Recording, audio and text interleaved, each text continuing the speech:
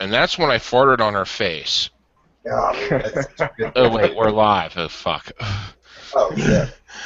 No, but seriously, you should fart on your girlfriend's face. No, I did not fart on my girlfriend's face. This was He was. years ago. Did she like it? I mean, No. It's no fun if she likes it.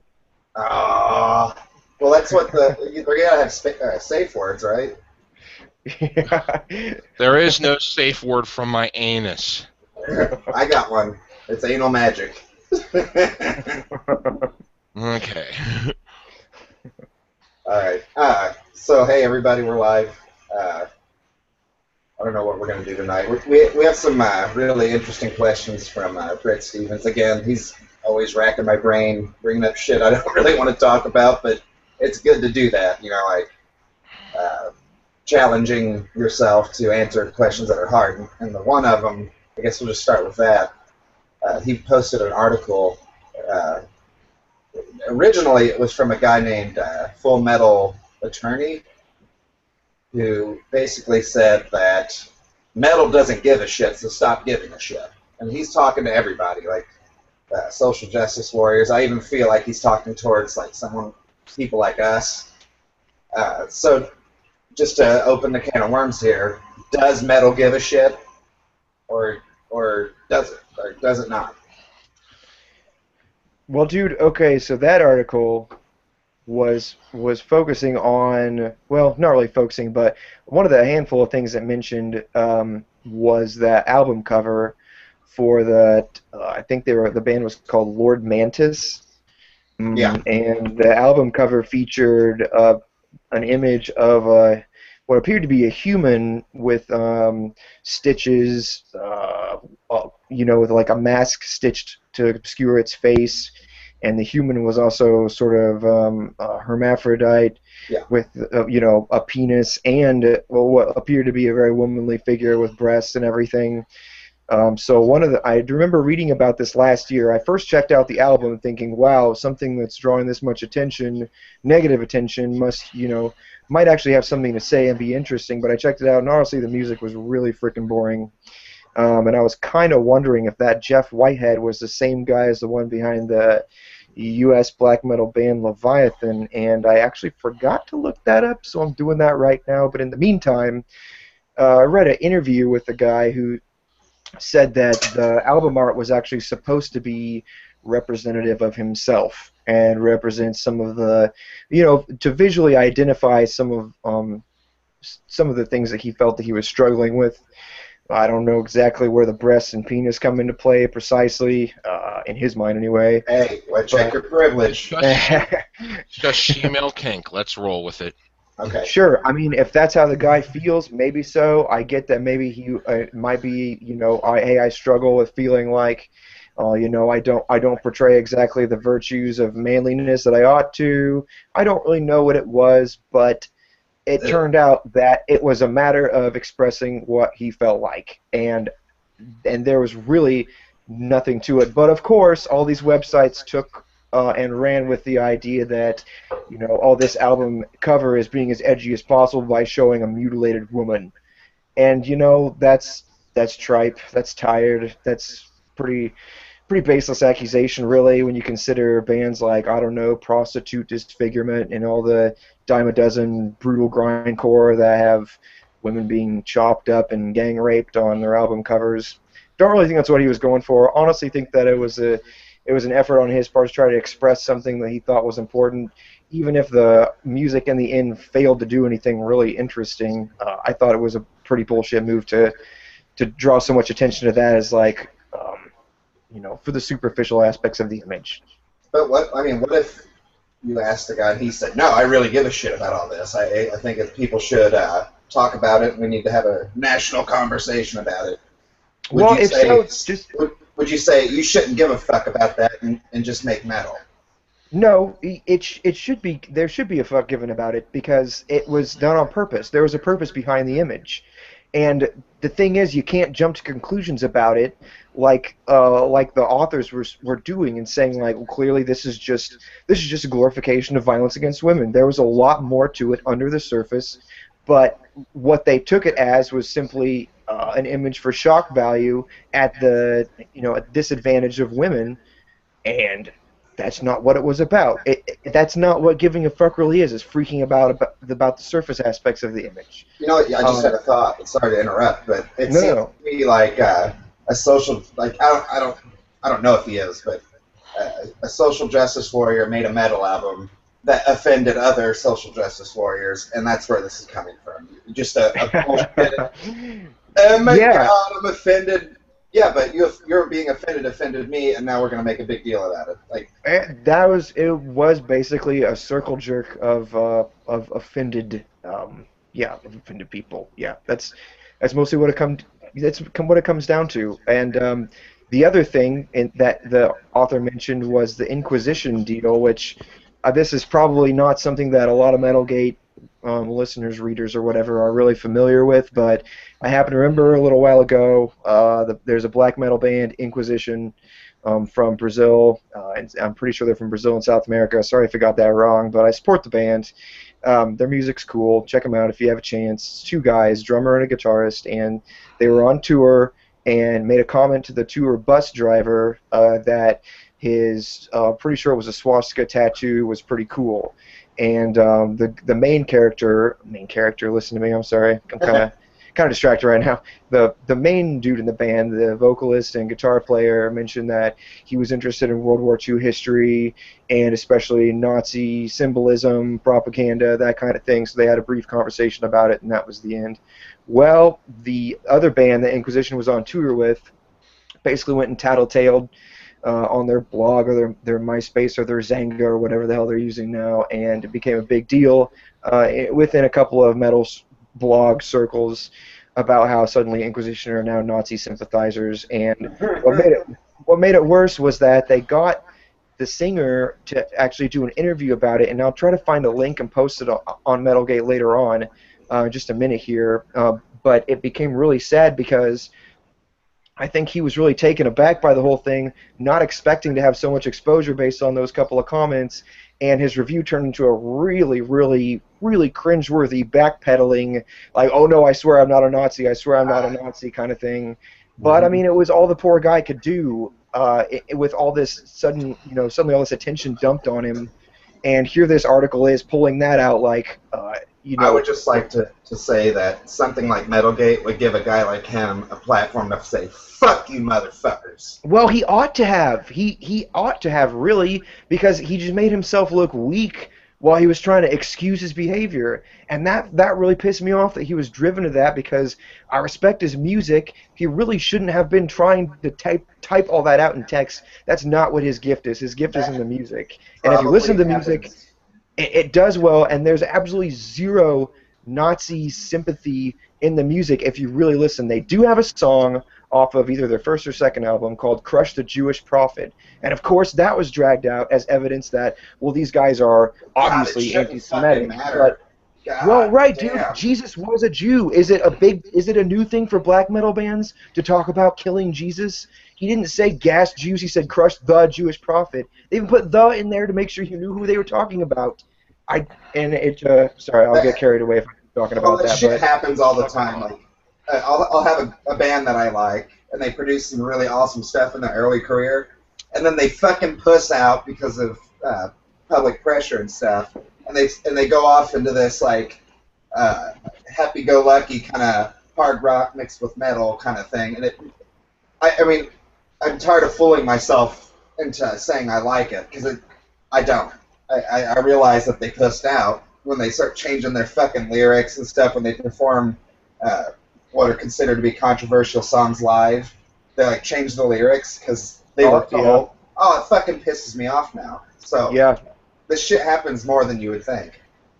No, I believe you. It happens a lot. I know. Yeah, it stresses me out too, dude, because then they drag these musicians who, keep in mind that I insist this is important because of what happened to poor Inquisition dude, can't remember his name, but I insist it is important that they don't drag these musicians out of their element and force them to try to describe what they were trying to describe musically in text or in, like audio visual interviews, because it it's inevitably going to be taken out of context, because if they were good at that kind of thing, if that's how they wanted to express their ideas, then they would do it that way. But they don't. They're musicians. They play music, and you have to judge what they're saying and what they're doing by the music that comes out. So when you're like, "Well, explain this music in a different way," that puts them on the spot and forces them to try to undertake this explanation in a medium that's not familiar to them, and it's just going to get obfuscated that way.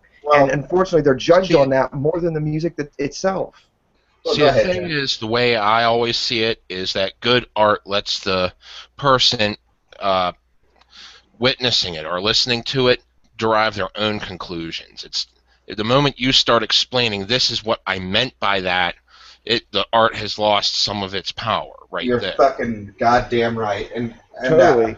uh, but what I was referring to a little bit ago was a song by Tool called Jerk Off, where the whole point of the song is to point out that there's certain people in society we don't want, right? They take too much and they don't give back, and they steal, they murder, they rape, and we don't like those people. So society relies on this certain amount of violence that we have to use in order to keep the peace. And the whole point of the song was, uh, should I use violence to myself against people, or should I just think of the consequences and not act on that?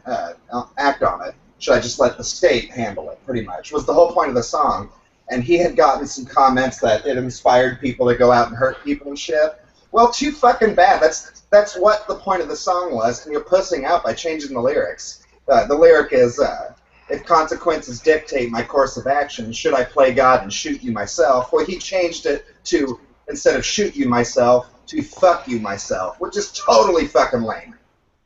Yeah. It makes no sense with the rest of the song. It really pisses me off. Yep. Yep. Cause, yeah, and Jim's right. As soon as he started trying to explain that shit, he pussed out. It fucked up the whole art, the whole message of it. Yeah.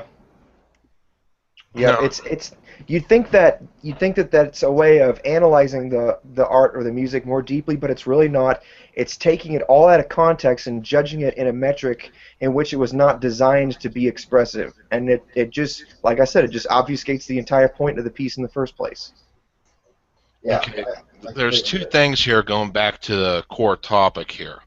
One, does metal give a shit? Well, it gives a shit about what it wants to give a shit about. Okay? Yeah, Whenever an artist puts together a song that actually convey a message about something deep or something that has some meaning to them, then that is what they're caring about.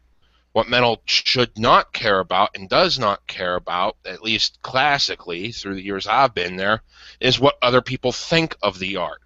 There are going to be people that shit on you because you're taking a fucking extreme stance, or they're going to shit on you because you're not you're leaving it up to the listener to make up their own minds as opposed to saying this is right, this is wrong, you know. yeah. So So just caring about the fucking public opinion, no, we should not fucking care about that. yeah, I think it just depends on how you fucking carry it. So, say you give a shit and you want to make a metal album about what you give a shit about, then it's gonna only help you. Like it's only gonna help you make the album.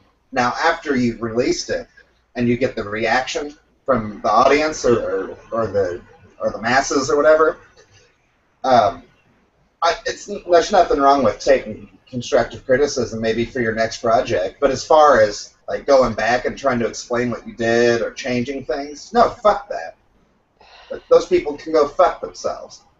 I made this album. That's it. You can say what you want about it, but that's it. I'm not gonna sit here and explain myself to you.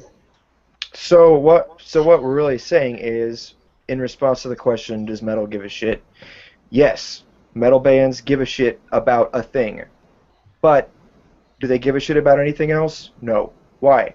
Why should they? There's one thing that you need to give a shit about. That's what matters to you. It's the things that you realize are most important. And the rest of it, why would you give a shit about that if you already have something to give a shit about? So the question goes both ways, really. It depends It really on does. which direction you approach it from. So yeah, because like when I was reading this, I was thinking like, Yeah, I was obviously thinking social justice warriors, blah blah blah, Christians, yada yada yada. But then I turned the question back on MetalGate, and it's like, well, okay, that changes things. So if a social justice warrior makes a metal album, they should fucking make a social justice metal album, right? They shouldn't give a fuck what we think about it, and they should just make it, right? They shouldn't have to explain themselves to us. And we're not telling them they can't do it, but stop fucking going around and complaining about these other artists who make albums contrary to yours and pissing and moaning about it. Yeah, or whining that people don't give a shit about what you do. That's not the way the metal works. You don't complain when people don't care about what you do. It just doesn't work that way. You're absolutely right. So, metal does give a shit to an extent, but there's a certain point, and I don't think this is just metal. This kind of covers a broad spectrum. Like a banker gives a shit about his bank, right? And he's not going to give a shit until a certain point, right? Like, or he is going to give a shit up until a certain point. Like he doesn't care what other banks are doing necessarily, unless we can get all into that. But the point is, yes, metal gives a shit, but it shouldn't care so much about the response and the reception it gets. No, there's no reason to give a shit about everything. Right. And I think that's where the main problem is, trying to give a shit about everything. It's what a fucking politician does. Or at least tries to make it seem like they do. They care about fucking everyone so they can fucking get your vote or their fucking, whatever the fuck they want out of you. Mm-hmm. Yeah. And it's just fucking random bullshit. How can you fucking care about fucking everything? You can't. I mean, there's a fly on my wall. I'll kill it. Are you going to fucking sit there and defend the fly's rights to exist? Oh, shit. I guarantee that would be such an interesting question to look up on Tumblr. I guarantee you there's someone out there. I guarantee it. Well, there are certain religions that would definitely frown on me. I forget the exact... Fuck. Oh, fuck Shit, it. I read years fuck ago. Those people. Well, hey, I will jump on somebody if they kill spiders without a good reason. Spiders actually, are like my spirit animal, and I kind of agree with you because they fucking kill other annoying ass bugs. Like they're extremely useful. They are totally. I mean, there's like basically where I'm from. There's 2 spiders that you may find once or twice in your life that could actually hurt you. But for the most part, people overreact to their weird shape. Yeah, if I see it around recluse, I'm killing it.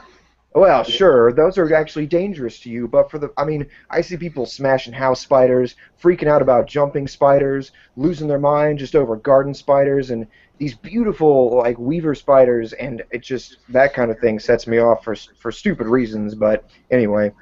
Yeah. Well, this is an interesting thing with me, because growing up I had this phobia of spiders, because my grandparents had an outhouse, and I fucking had to take a shit in it once, and there were fucking spiders crawling up my ass and shit. Oh, dude. And here's the funny part. One of my fucking best friends of all time, he is a spider fanatic. He like Corey said, spider is one of his spirit animals. He fucking treats them sacredly. So, like... It kind of just shifted how I fucking treat them, because I used to kill on sight, but then it's like, okay, well, I'll try to usher it outside, and if it dies in the process, oh well, but at the same time, I'm going to try to fucking throw it somewhere where it's out of my fucking way. Mm-hmm. Sure. And that's respectable, and I wish more people did that, but it's just the same reaction that I see people have with, say, snakes and bats. Seems like no matter where you go in the world, spiders, snakes, and bats, all 3 of them, people have this like instantly negative reaction to them, which is probably a genetic thing, especially in the case of snakes, because they are basically deadly snakes all over the world, except for maybe the Arctic, but pretty much no matter where else you go. But still, it's it's an unfortunate reaction I see a lot of supposedly educated, mature people have, when it's just, come on, man, they're not like predators or anything. They're doing their own thing. You don't have to worry about them. Why feel that you're justified in ending their existence just because their appearance makes you uncomfortable? That's fucked up. Because that spider's fucking rights end where my feelings begin, Corey. Okay, Going back Well, Yeah. going back to topic here, just at least briefly, I'm looking at the Death Mask album art now, and there are like so many different ways you could fucking take that. I mean, it's better than whenever I tried to include a fucking transgendered on a fucking what was concept art for what I wanted to be an album for a band that went absolutely nowhere, but uh, whereas mine was like, just fucking the government wants to destroy everything. Right. Pretty base concept back in the day. I was fucking 18, 19. So Right on. yeah. But this here is very like well done as a piece of art here. There are so many fucking different ways you could take it. Yeah, I think it looks great. It could be taken as someone trying to break out of their shell. It could be taken as, contradiction in masculinity or a contradiction in femininity. I mean, or just so many different fucking ways here. Especially the inclusion of the noose that's not even planted around the subject and the mask. Those are two elements I think really bring it together here. Yeah, And I totally agree with you. Yeah, definitely. I'm Uh, still, I'm sorry, I'm still trying to find out whether that Jeff Whitehead is the same as Leviathan, but you'll have to give me another second. I'm slow. oh, you're fine, man. If nothing else, you can just post that in the group later. That's not a problem. But moving on here, let me get to those other questions. Okay, so Brett also asked, does one need to listen to metal or to the right metal to appreciate or be a part of MetalGate? And we'll just go, he's got a few more with that, but we'll answer them one by one here. So, do you think that, because someone like me who didn't really dive into metal before I started the group or whatever, I felt like I had to be pointed in the kind of the right directions, but also keep my own kind of, I like this, don't like that. But do you think people just need to understand what we're up against rather than to listen to the right metal, or do they need to be appreciative of what they're listening to? Honestly, I mean, go go ahead, ahead. Jim. I want to hear what you have to say. Okay, to me, I just really don't give a shit if you listen or not. I mean, a supporter, if you support like anti-censorship, that is what the main goal is here, is to try to look at the different ways they're trying to censor things and try to stop it, even if you don't fucking agree with, what's being said here.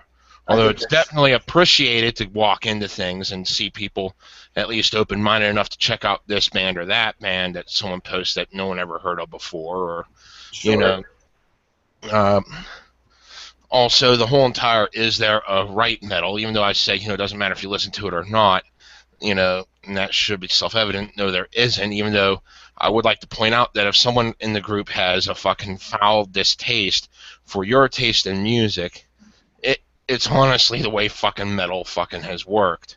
Oh I my mean, god. there have been fucking times where my favorite bands have been shit on. Hell, Guar is one of my favorite bands of all time, and people shit on it straight to my face whenever I sit there and say this is a fucking awesome song or I like this album. I'm like, oh, fucking Guar's just fucking this, that. They're just fucking theatrics. There's no true meaning behind their things. I mean, and And someone like depending me, upon the song, I'll sit there. I'm posting because there is shit that they do just for the theatrics. There's other things where they actually try to put a message in it. yeah. Well, and someone like me who likes rock and roll too, I get shit on, like tons and tons of shit get thrown on me for liking rock. But the thing is, here's the thing: I don't shit. I don't care. I still listen to it. It's just you got we had someone leave because of this kind of thing, hazing kind of thing. If you're truly metal, in my opinion, you wouldn't give a fuck if someone made fun of it. You're still going to like it. And you don't have to run away from these people. Who cares, right? Yeah, you at least have to acknowledge, though, that, like some of the bands I like have, like, kind of a metal flavoring in them, but I recognize that they're not metal. Like, I think that's what is important here is, yeah, you might like something that's a little bit more aggressive, a little more hard rock. And a friend of mine kind of said something that made this stand out. He said, some of this rock and roll is a little bit more manly than having knife sex with a victim. I was like, yeah, but stomping on a dragon's throat is one thing, but something that's metal would stomp on the dragon's throat and have knife sex with the dragon. Right? That sounds like a beautiful scene to me, right there. It would take it to the next level, and that's where hard rock stops, and then metal begins. That's really my view on it, and I don't run away from that. I don't run away from either of them. Well, I mean, all right. you guys saw what happened recently. We had someone leave the group because they were getting chastised or whatever for their taste in music. Well, sure. We don't need to be coy about it. I was being a mondo dick, and you know what? That's how you get people to reveal their true colors. I've seen people be a mondo dick to Scott, and Scott has just stuck by what he said at first because he had a solid ground for his arguments, and that's all he had to do. He didn't have to come up with stuff on the fly. He didn't have to defend his precepts irrationally or emotionally. He just stuck by what he started with, and that was pretty much the end of the discussion. There was nowhere to go because it couldn't be contended with. And that's what it takes. I look for that whenever I'm very inflammatory in my comments on Facebook intentionally because I look for that kind of thing. I never get offended for being shut down, and it happens to me a lot.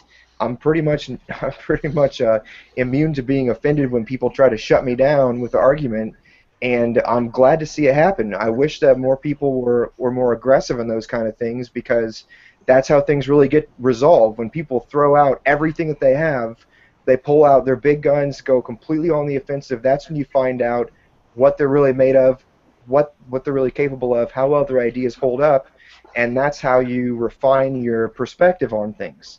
Well, this goes back into the question. He listened to music that some didn't consider to be the right metal. But what I wish he would have realized is it doesn't matter what they think. Right? What matters is what you think.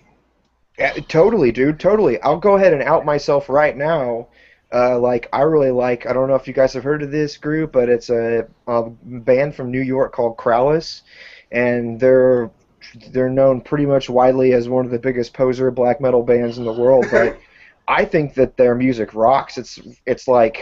It's borderline noise, but it kind of just sounds like demented surf rock to me. And I think that's really cool. And while they advertise themselves as a black metal band and have a really black metal looking logo, and they scream and play a lot of tremolo pick stuff with blast beats, really doesn't sound anything like black metal to me, but it is really cool stuff. And just to try something here now, Corey. That fucking band sucks, Corey. They're not metal. Fuck you. They suck. They're a piece of shit. I'll take that. And while I say, I have given them money to give me CDs before, so I've supported their music in a way. But at once, I would not wear one of their shirts. Okay.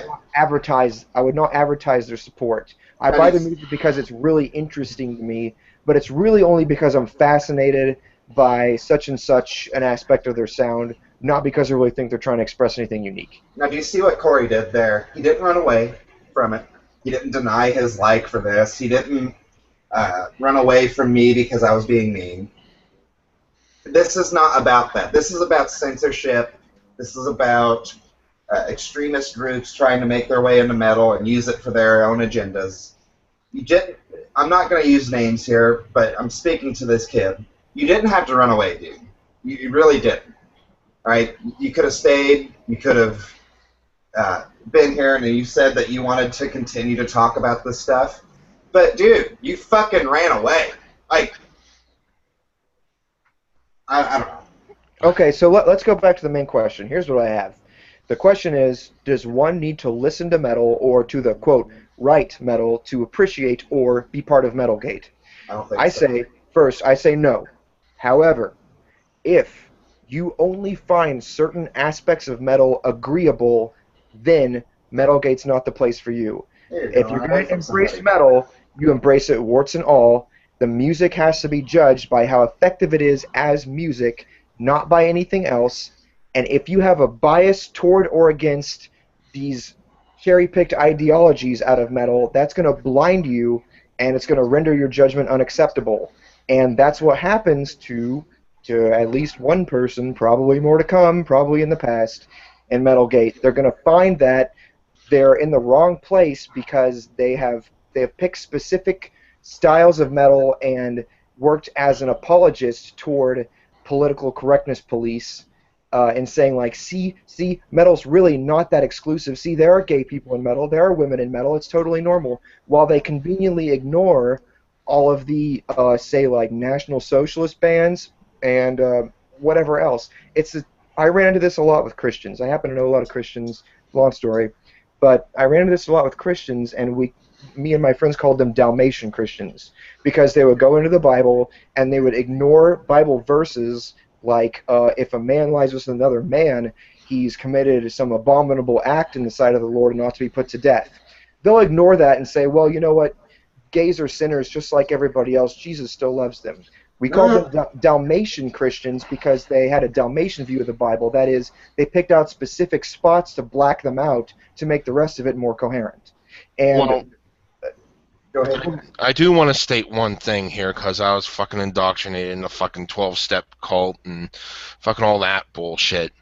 There are varying views on what the new covenant means. The death of Christ, according to Christian mythos, actually places a heavier burden on letting God write the commandments on your heart as opposed to following it dogmatically within certain schools of thought.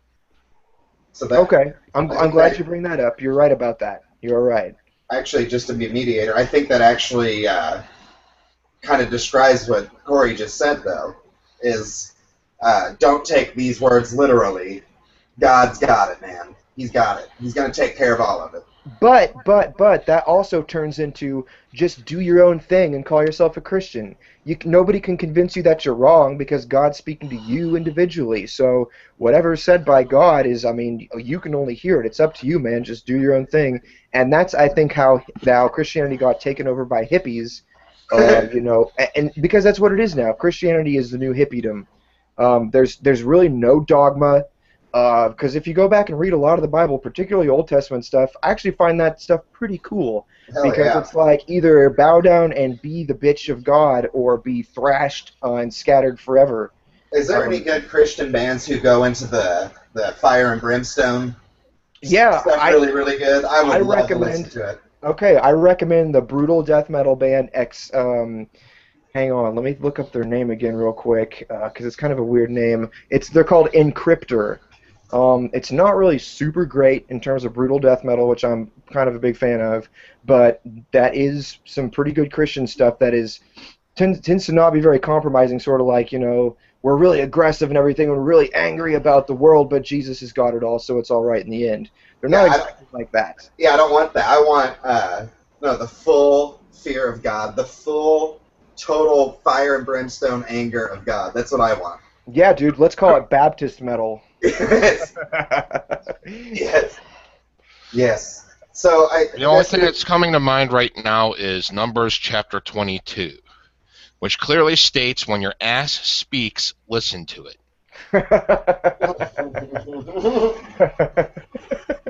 Most people prefer to just beat it till it shuts up. That's actually part of the chapter too. So it is. I know your reference there. Yeah. I do that every morning before I go to work. So. So I think we answered that first question pretty good. Yeah. It's good to like in my case to get, and it's like when I say open-minded, that phrase has been so fucking. It just has no meaning anymore. But what I mean by open-minded is I approached metal from a clean slate perspective, where, hey guys, feed me something. I'll see if I like the taste of it, right? That's certainly appreciated, but it's not required. There's no requirement to like metal. This is about stopping fucking people from silencing other people using whatever means they have available. So I think we answered that question. So moving on to the next question, which is kind of part of it. Uh, what's the relationship between MetalGate, GamerGate, or ComicGate, ExpoGate, etc.? What's the main central thing, the thing that glues it all together?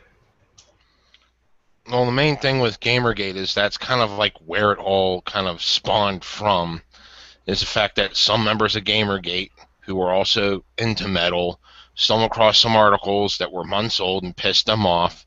I kind of fell victim to that myself during my shit posting on that, and Yeah. that's kind of like where it spawned from.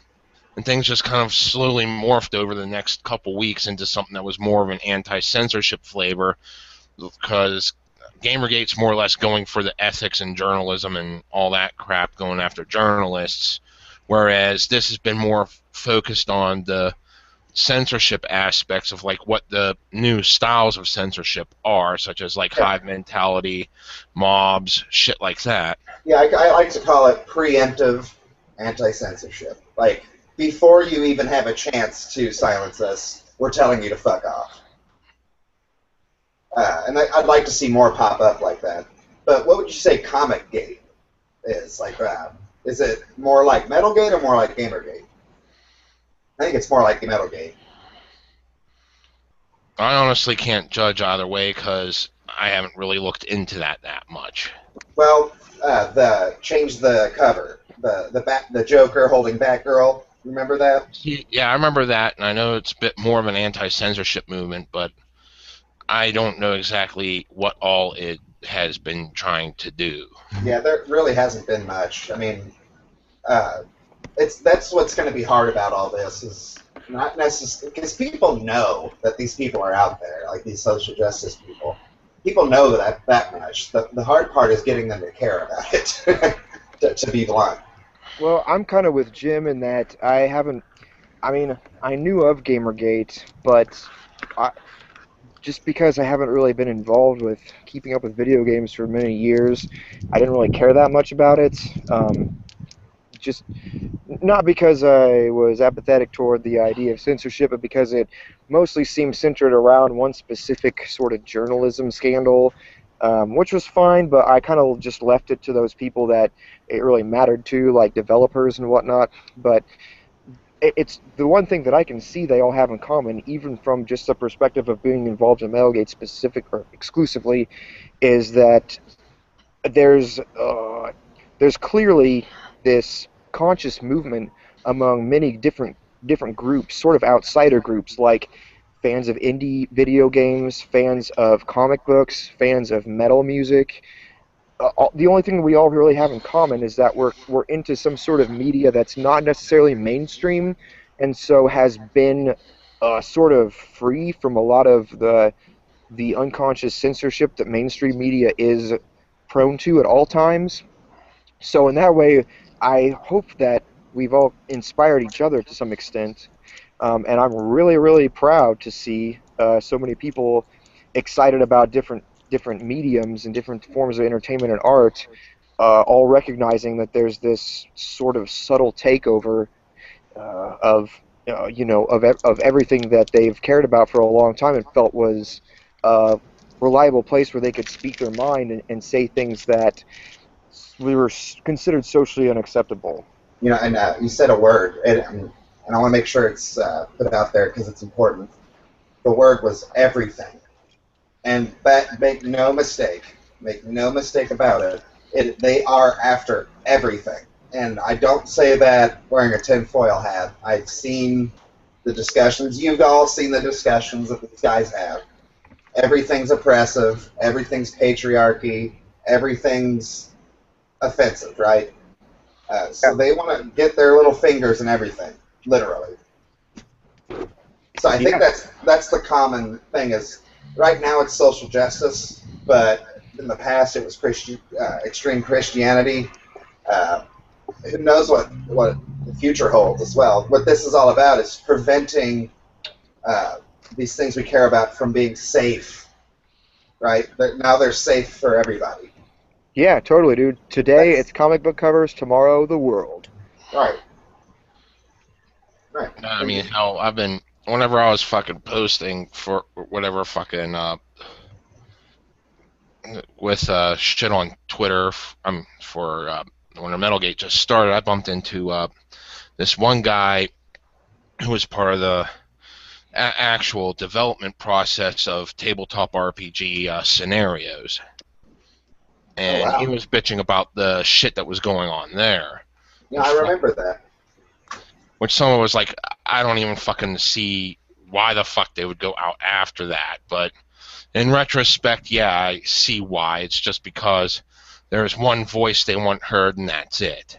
Yeah, they want their agenda to be echoed through all chambers. That's and of course they go after the guys who are creating the actual instructions on how to do a campaign in D&D, right? Because they want their message in there somewhere. And if it's not in there, well, then they're XYZ oppressors, you know. Um, There was talk a while ago. I'm forgetting exactly where I heard it, but it was about there was this cursed item which just randomly changed your gender the moment you got it or something. And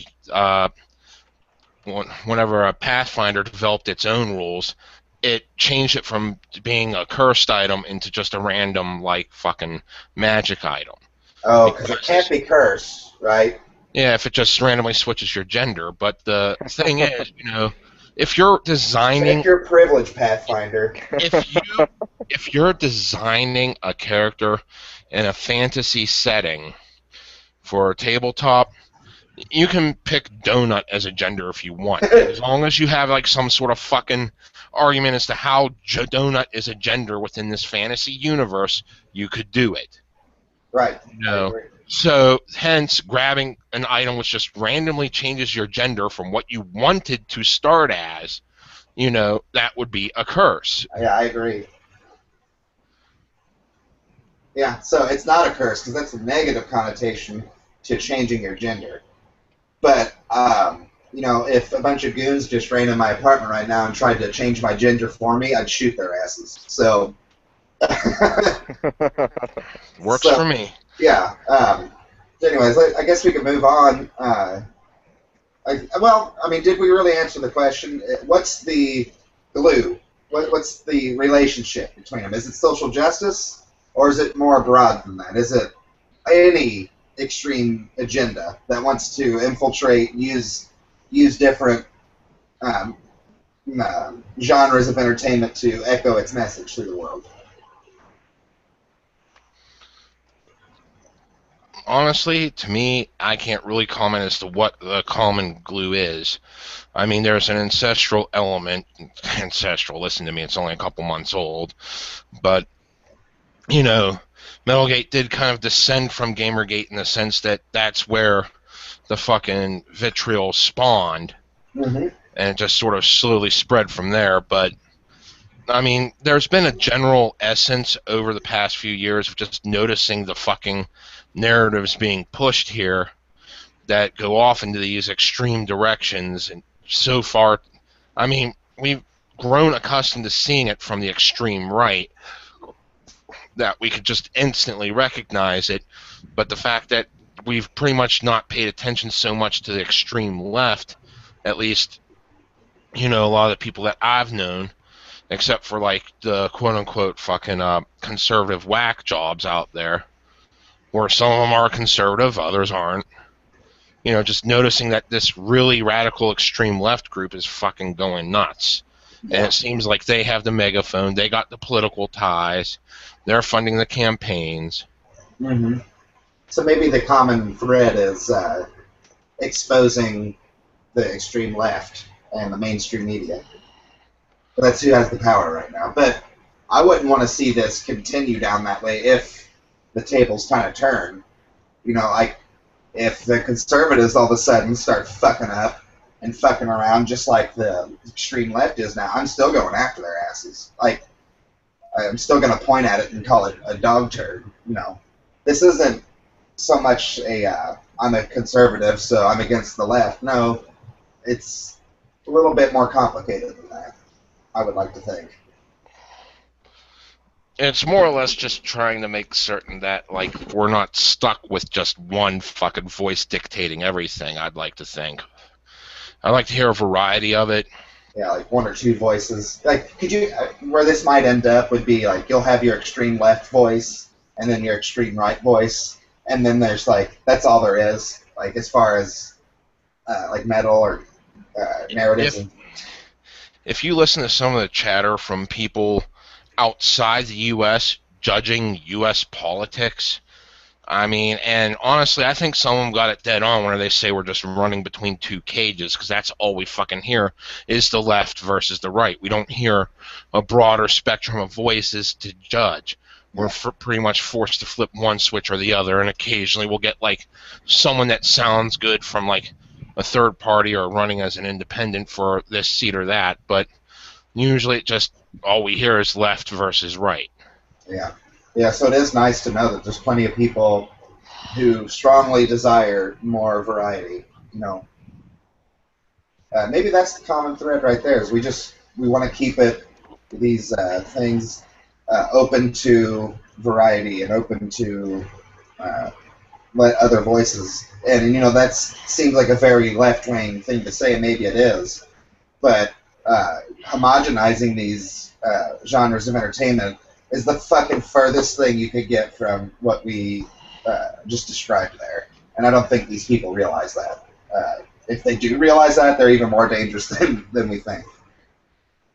So that kind of segues into the next question. Is there a cathedral or cabal of journalists, academics, labels who promote their own ideological compatriots at the expense of others? So, friends benefiting their friends. And this goes across MetalGate, Gamergate, ComicGate, all these genres of entertainment. Really, I don't. I'm just going to sit back and listen to this one because I don't spend enough time reading about these kind of things to know exactly what's going on. I'm more of a. Okay, I'll just listen. sure, but you know, feel free to pop in if you have Oh, something I interesting. will. You better believe I will. Sure. Okay, more of what I see is not so much cabals of sorts, but more of a common thread in how these people were educated, what they were taught, and they pretty much just respond to the teaching almost as if it was, brainwashed dogma almost, where, someone with status says something and they all just sink right in line. Yeah, yeah, I agree. Their professors are like priests. Yeah, yeah, yeah. And Um, that brings to mind another thing. You notice how a lot of times these very politically correct, educated writers will use a real, not necessarily specific type of grammar, but almost they have their own words. They have these euphemistic words to describe things.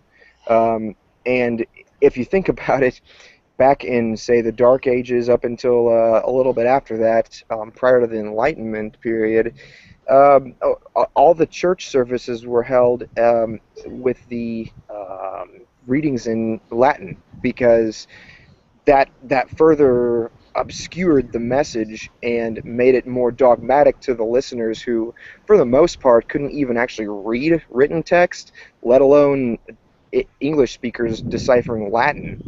It was a way of saying things that were basically untouchable to the common man. It kind of made it moot to argue against it yeah, so because that way they can point and say, "Oh, look at these idiots trying to argue against us. They don't even know what we're talking about." exactly, yeah, precisely. You know what? Here's my message. I see right through your fucking idiot asses. So what? Your mommies and daddies paid for college. And I'm not talking shit on school, even though I don't like fucking school or whatever.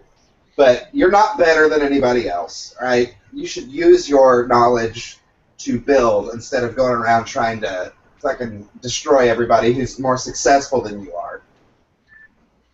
Yeah, yeah, You know, for quit going sure. around with this fucking highbrow fucking nonsense of yours. You're no And better than the homeless man down the street. and you'll find that the language that they use specifically is intended to shut down arguments by codifying somebody's belief system into these handy little cookie cutter these handy little cookie cutter sets of ideologies so that you can easily lump somebody into this group and find them guilty by association rather than actually dissecting their specific arguments. Yeah, and if a social justice warrior can prove me wrong, I'm going to listen. I don't have a problem with being wrong. I don't have this issue with, oh, fuck, I fucked up. I don't have a problem owning up to that. But you guys do. Not you and Jim, but social justice warriors definitely do have a problem with being wrong. Yeah. They can't accept it. Well, it's because they don't have solid ground to stand on.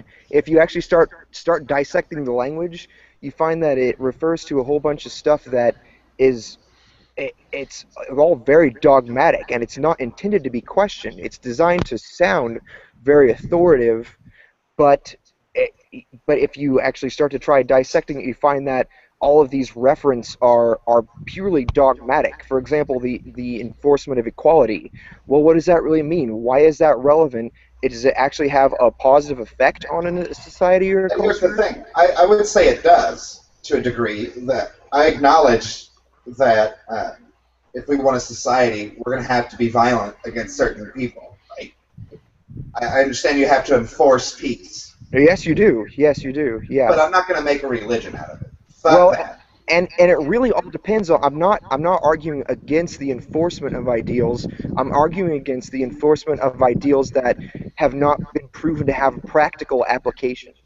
Right. No, I can see that. Yeah, so that's the thing with social justice, though, is they say shit nobody can really disagree with, but then they turn around and act like there's no other way to think. There's, well, this worked. They're just like conservatives, really. Well, this worked before, so there's obviously no other way. There's never going to be another way. And I think that kind of thinking is what's going to hold us back. Sure. Yeah. One thing that they really thrive on is this realm of theory or hypothesis, depending upon which way you want to actually look at it, where nothing is actually proven, or Yeah, at least yeah. it can't easily be traced to a provable, outcome, which is why they try to distance themselves from, other experiments which have gone to the extreme end that they have tried and have failed, or have, gone so far into corruption. Like you point out, different fascist governments like Italy or fucking communism or shit like that, which goes along similar lines down to the extreme that they're actually talking, and you see where the feelings are with that. Yeah. It kind of reminds me of like there's that whole protein world thing where you can be big and still be in shape, but then I saw a study that said no, sorry, no, the fuck you can't. You cannot be morbidly obese and be physically fit.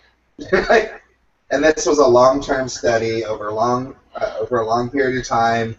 The research was well done. It wasn't just a theory.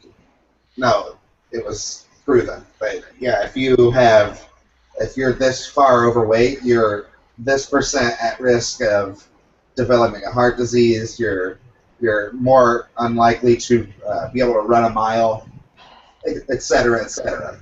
Right? Yeah. But I think Jim's right that they rely on this nebulous kind of stoner logic, I guess you could say. Yeah.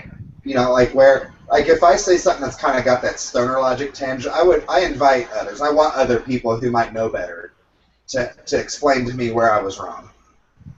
Whereas these people, they have no interest in that whatsoever. No. Now, one thing about the LSD philosophers, as I put it, whenever you'd actually try to get into deep conversations on like shit tons of drugs, you will occasionally uncover 2, 3, 4 things out of an hour-long rant which have any substance. Uh-huh. And the rest of it is, just as I said, someone's pissing all over themselves thinking they're the shit, and they're trying to build up to that point just to prove, hey, I got it. This is it. This is the meaning of life, which I forgot whenever I drank the orange Julius with a cigarette butt in it. Oh. Well, that's kind of a typical conversation for a lot of people, though. You don't necessarily have to be on drugs to get into a Yeah, conversation like that. yeah, but it's a good little label for it, right? Like stoner logic, like oh, you're out of your mind, right? It is. You're saying shit that it sounds profound, but if someone else who's like studied it for a long time comes along, really you're just talking shit. Like you're just and I do that. I'm guilty. I think we all are. But some of us actually want to know when we're wrong. Right? you know, Right. Yeah. Oh, there was some shit I was reading up on different shit. Because I was introduced to some of the rebuttals to fucking Stefan Molyneux and what the hell he's doing. And it's interesting to see that there's actually a movement out there that's running itself as these are ex members, ex paid members to like whatever he does on his radio, um, and they're coming out calling it a fucking cult. yeah, yeah, I've seen that. And the one thing that the people in these different fucking forums and shit are saying, the one common thing is that he really tries to go out of his way to censor any kind of fucking debate or calling him out on any of his fallacies or anything, any general disagreement towards him. Yeah, I've seen that. And just get that fucking out there. It's like, yeah, if you're gonna sit there and talk the talk, you're gonna have to fucking walk the walk and take the shit that comes with it.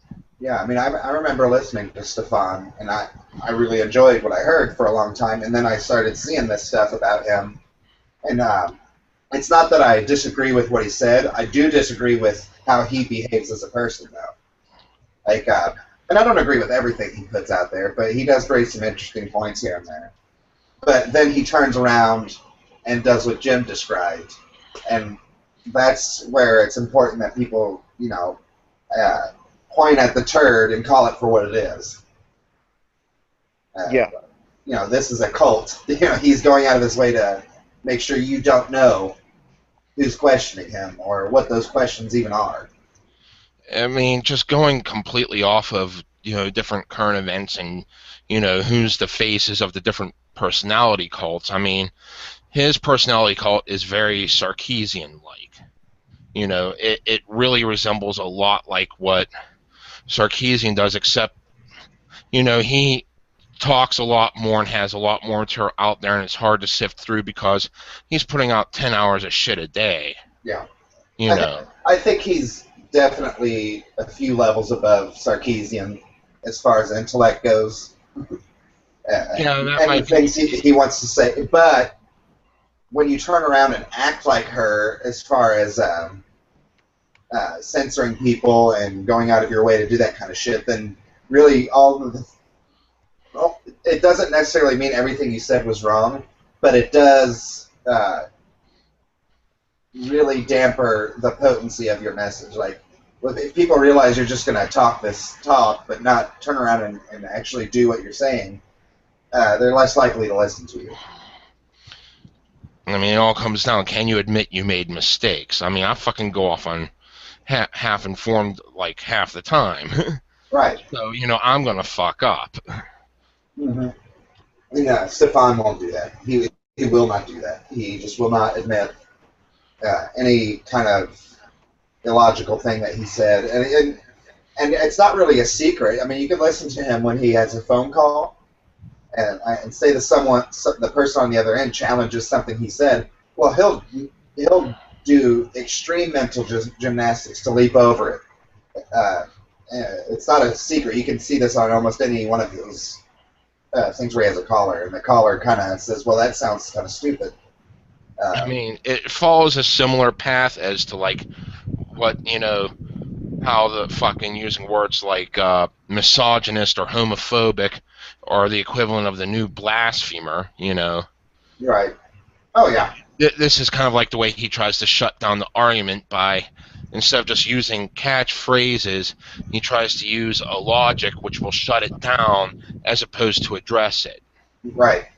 Oh, yeah. Yeah, he definitely does. He skirts around the issue with uh, something that might actually make sense, but it still doesn't address what the person said. It's really he's quite a clever um, con artist, I guess you could say. Very clever. Okay, I think we've gone off the rails here enough. Okay, so back to the rails. This cathedral or cabal. So I would say we kind of talked about this before. That there's certainly people in the media who look for other like-minded people, and the more they believe in the agenda, or the more they cohese together, the more they're going to promote that, right? Like that just makes sense. I think that's not exclusive to social justice necessarily, but I think it's wise to at least acknowledge that there are social justice warriors in journalism and in metal and in gaming journalism, blah blah blah. But I think, like Jim said too, I don't know if there's necessarily a cabal. Like I mean, there's probably a group here, a group there where things are discussed, and there might be some collusion here or there, but overall, I don't really see a common thread of the collusion. It's just one person says something, and everyone else just automatically agrees because that's what they're trained to do. Now, I would say that if it's not challenged enough, that it could turn into a cabal of some sort. Um, and we kind of see that with there's like mailing lists and stuff, but that's not enough for me to call it a cabal or a cathedral. Uh, when they have an institution that addresses everything that's taken literally by like Hollywood and such, then yeah, I'll be able to say, yeah, look, there's the cabal right there. But right now, no. An idea that just came to mind is that they might just be looking for status by trying to latch onto people that have higher status in their food chain. We see Anita Sarkeesian doing that with Joss Whedon. Someone, has a lot more status because they wrote this paper, they fucking did that thing or whatever, or made some bullshit list in some magazine somewhere that no one even reads. Fucking, that they just want to latch on to that by saying, yeah, I was there from the beginning and I agreed 100%. Just to kiss the ass so they could get a little bit of grasp at that fucking fame and notoriety. Mm-hmm. Yeah, I see that too.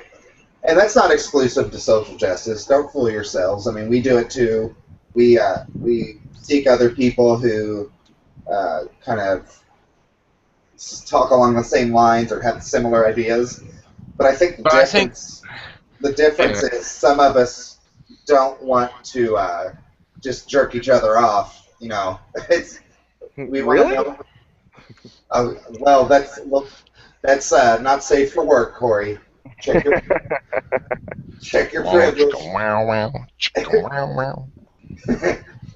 But yeah, some of us want to be told when we're wrong, and I think that's the big difference. I think another thing is the fact that looking for other people that have a similar track of mind doesn't mean you're going to fucking agree with them 100%, and we actually look to actively engage in different areas where, there is that disagreement, Yeah. It's not where we're just going to fall completely in line with like what, someone more famous having more followers or whatnot says. Mm-hmm. We're just going to, Yeah, I mean, I post stuff in the group a lot, and someone almost all the time will immediately come along and say, "Yeah, that was fucking stupid," or something. But I actually appreciate that. I'm not afraid of it, right? Like, yeah, sometimes it sucks, and sometimes it's embarrassing, but it's more embarrassing to me to run away from it, to act out like a little kid about it, like. I guess you could see where I'm going with that. Like, I say this band is awesome, and someone comes along and says, no, they're trash, and they provide a bunch of reasons, and say they persuade me that, yeah, maybe I was wrong. I'd rather admit when I was wrong than continue to just hammer down on bullshit. Well, and your reaction in those cases depends on your motivation for posting in the first place. If your motivation for posting in the first place is to get people to pay attention to you and basically echo your ideas just to reinforce them, then you're going to react really poorly and emotionally because there's no logical ground for your argument when you're challenged. But if the point of your communication is to further your understanding about things, then you will be open to criticism because you're more concerned with being right than appearing right. There's a big difference there. So I think we explored the question pretty well. Maybe we could revisit sometime. But let's move on to the next question here that Brett provided. Is there a new metal underground based on not being SJW, Christian, uh, etc.? So, Let me just start off by saying, since I fucking abandoned a lot of the fucking media for as long as I have in regards to metal, that this is something I will have literally no knowledge on. I mean, other than maybe a snippet I might have stumbled across recently, but there's really not much of a snippet for me to even say yay or nay. okay. Okay, so Corey, do you think there's a new metal underground? Or is it the Yeah, same one? I really do. I have to go silent for 1 minute, and I'll be right back to you about that. Give me 1 second. Sure. Um, I mean, just from where I'm at now, I wouldn't. I don't know if I'd give it the title New Metal Underground.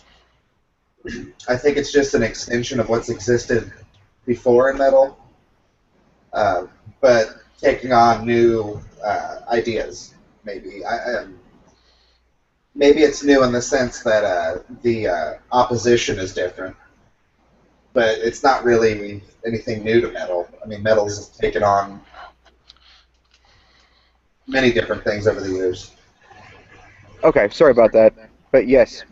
Okay, so that's that's one perspective. Let me offer mine, and I've got something written up here, and I'm gonna stick more or less to a script to avoid rambling.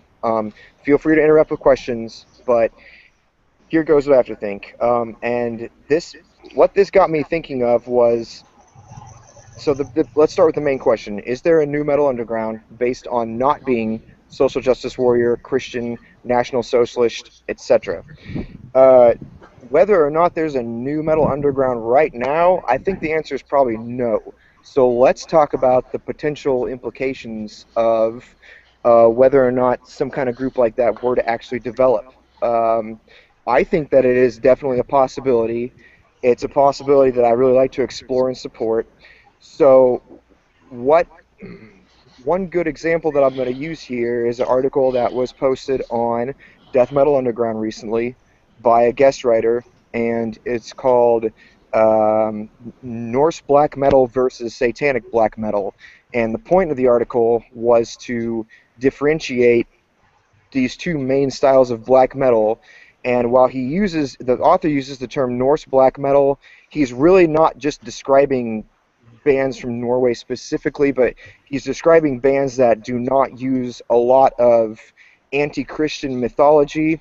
And so what they typically rely on is either pagan mythology and mysticism or some sort of, um, say, national heritage, traditional style, say Burzum, and some other black metal bands from that era, Immortal, Emperor, were concerned more with the idea that the traditions of their country, their nation, going back many hundreds of years, have been steadily eradicated by the influence of Christian dogma. And I use Christian to just mean basically the post-Abrahamic religions, so that includes Christian, Muslim, Judaism, and that they all basically have similar tenets. So we can go ahead and group them together because these bands are reacting against those basic tenets in general.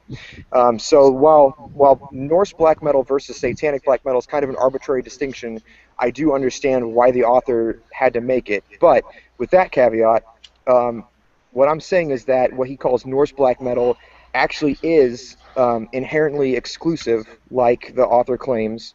It promotes tradition, worship of past cultures, and it rejects modernism, which is sort of the modern day westernized, consumerist, everybody get along so long as you have enough distractions to prevent you from arguing over important issues. And this is true. This is true. That type of black metal actually does take that stance. But the author goes on to claim that this style of music will fade from relevance because fewer and fewer people are able to identify with that sort of exclusive attitude towards local or a national community against the modernization that I mentioned, because that modernization blurs distinction between race and class, which are important things if you're looking for an actual station in life and you're proud to be part of that. So the author goes on to claim that people who are not of the Nordic ethnicity um, are not going to be able to identify with the music, or at worst, just be completely put off by it. But I argue that's not true. Now, everyone has some preference when dealing with people. You prefer familiarity, and we all operate best when we're not just running into surprising or confusing circumstances with other people at random. So we develop bonds with people who we talk to or we do business with often, and that's what makes a community. And people just prefer to associate with those people in their community, not because we have a preference for people just being in a community in general, because that's prejudice. But we prefer that because we've specifically picked out those people to include in the community, which just turns into a handy little collection of all the best and most trustworthy people that we know. Now, anyone who realizes and understands this can feel where the bands who promote, say, ethnical homogeny, um, they understand the appeal of that. You don't need to be of the same ethnicity of these ethnocentric groups to understand the pride that comes from their music for being a part of that group. Can you Now, keep your place, Corey? what's that? Can you keep your place real quick? I want to say something. Yeah, by all means. Um, I agree with what you said that as outsiders we cannot at least glean the feeling. Like we have our own little groups and we can feel what they feel about their groups, but it's still exclusive to them, right? Like there are For things sure. that we're not going to understand that only they are going to understand. For So sure. there is an element of no matter how much you want to, you're not going to totally understand where we're coming from. No, what I'm talking about is understanding that they're coming from a place that you're not a part of, but you're identifying with the sort of pride and determination that they have to preserve a heritage.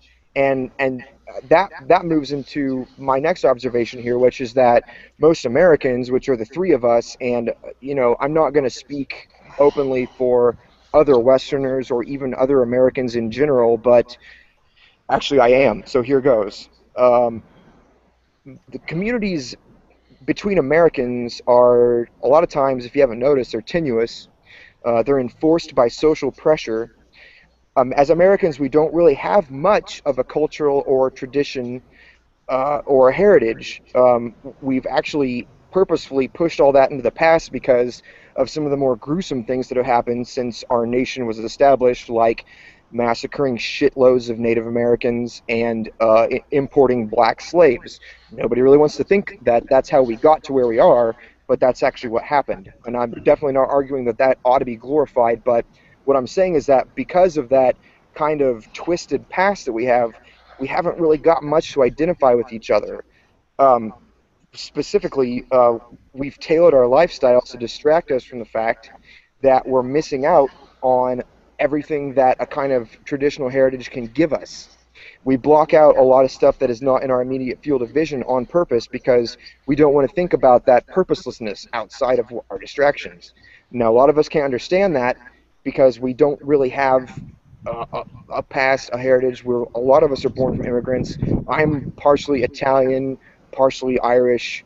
And if you know much about U.S. history, Irish immigrants were pretty much given as much shit as anybody else, and that's kind of a bummer. I don't really have much to look back on and be like, wow, I had to continue that tradition. That's something to be proud of. Anyway, so people like that, people who realize that we're missing out on that kind of thing that other people in countries like, say, Japan, China, um, Russia, Germany, many places in Europe, they can trace their lineage back a long way, find out that maybe they are part of, you know, part of leaders, part of royalty, part of military heritage.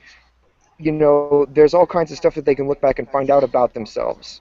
We don't really have that. So if we find that we're lacking that, we have the feeling that that's something that we might want, then we're going to be able to identify with a band who's talking about, how great it is to be part of this heritage, how important their lineage is to them.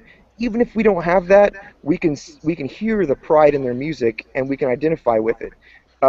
So when you hear something like the Rock Against Communism or National Socialist bands, it's only going to feel appropriate to you as a listener that there's some amount of anger in there because you can identify with that anger as you find that you're alienated from that, well, I'm going to say it, from that privilege of having a tradition and a heritage. So, what that really means is that there are some people out there, I know that they're out there, I know that there aren't very many of them, I'm one of them, and there are probably more, but there are some people out there who have a more complex relationship between the ideas that they build from personal experience and the ideas espoused by bands with extremist views that are likely contradictory to their own. Um, and they can get beyond the idea that, oh, this band is racist, so fuck their music. And it's possible, I don't know how likely it is, but it's possible that the few of us who are open to those apparently contradictory messages can support one another internationally, distribute music internationally, and expose each other to ideas and music that would otherwise be insulated between in groups. And the reason that I think this could happen is because, like I mentioned before, there are a lot of us in modern, especially westernized society, who realize that they're missing out on what some kind of cultural heritage could give them. Now, the reason that I say this, and I have some reasoning behind this besides just personal feelings, but the reason that I think this is because a lot of metal fans actually feel this way anyhow.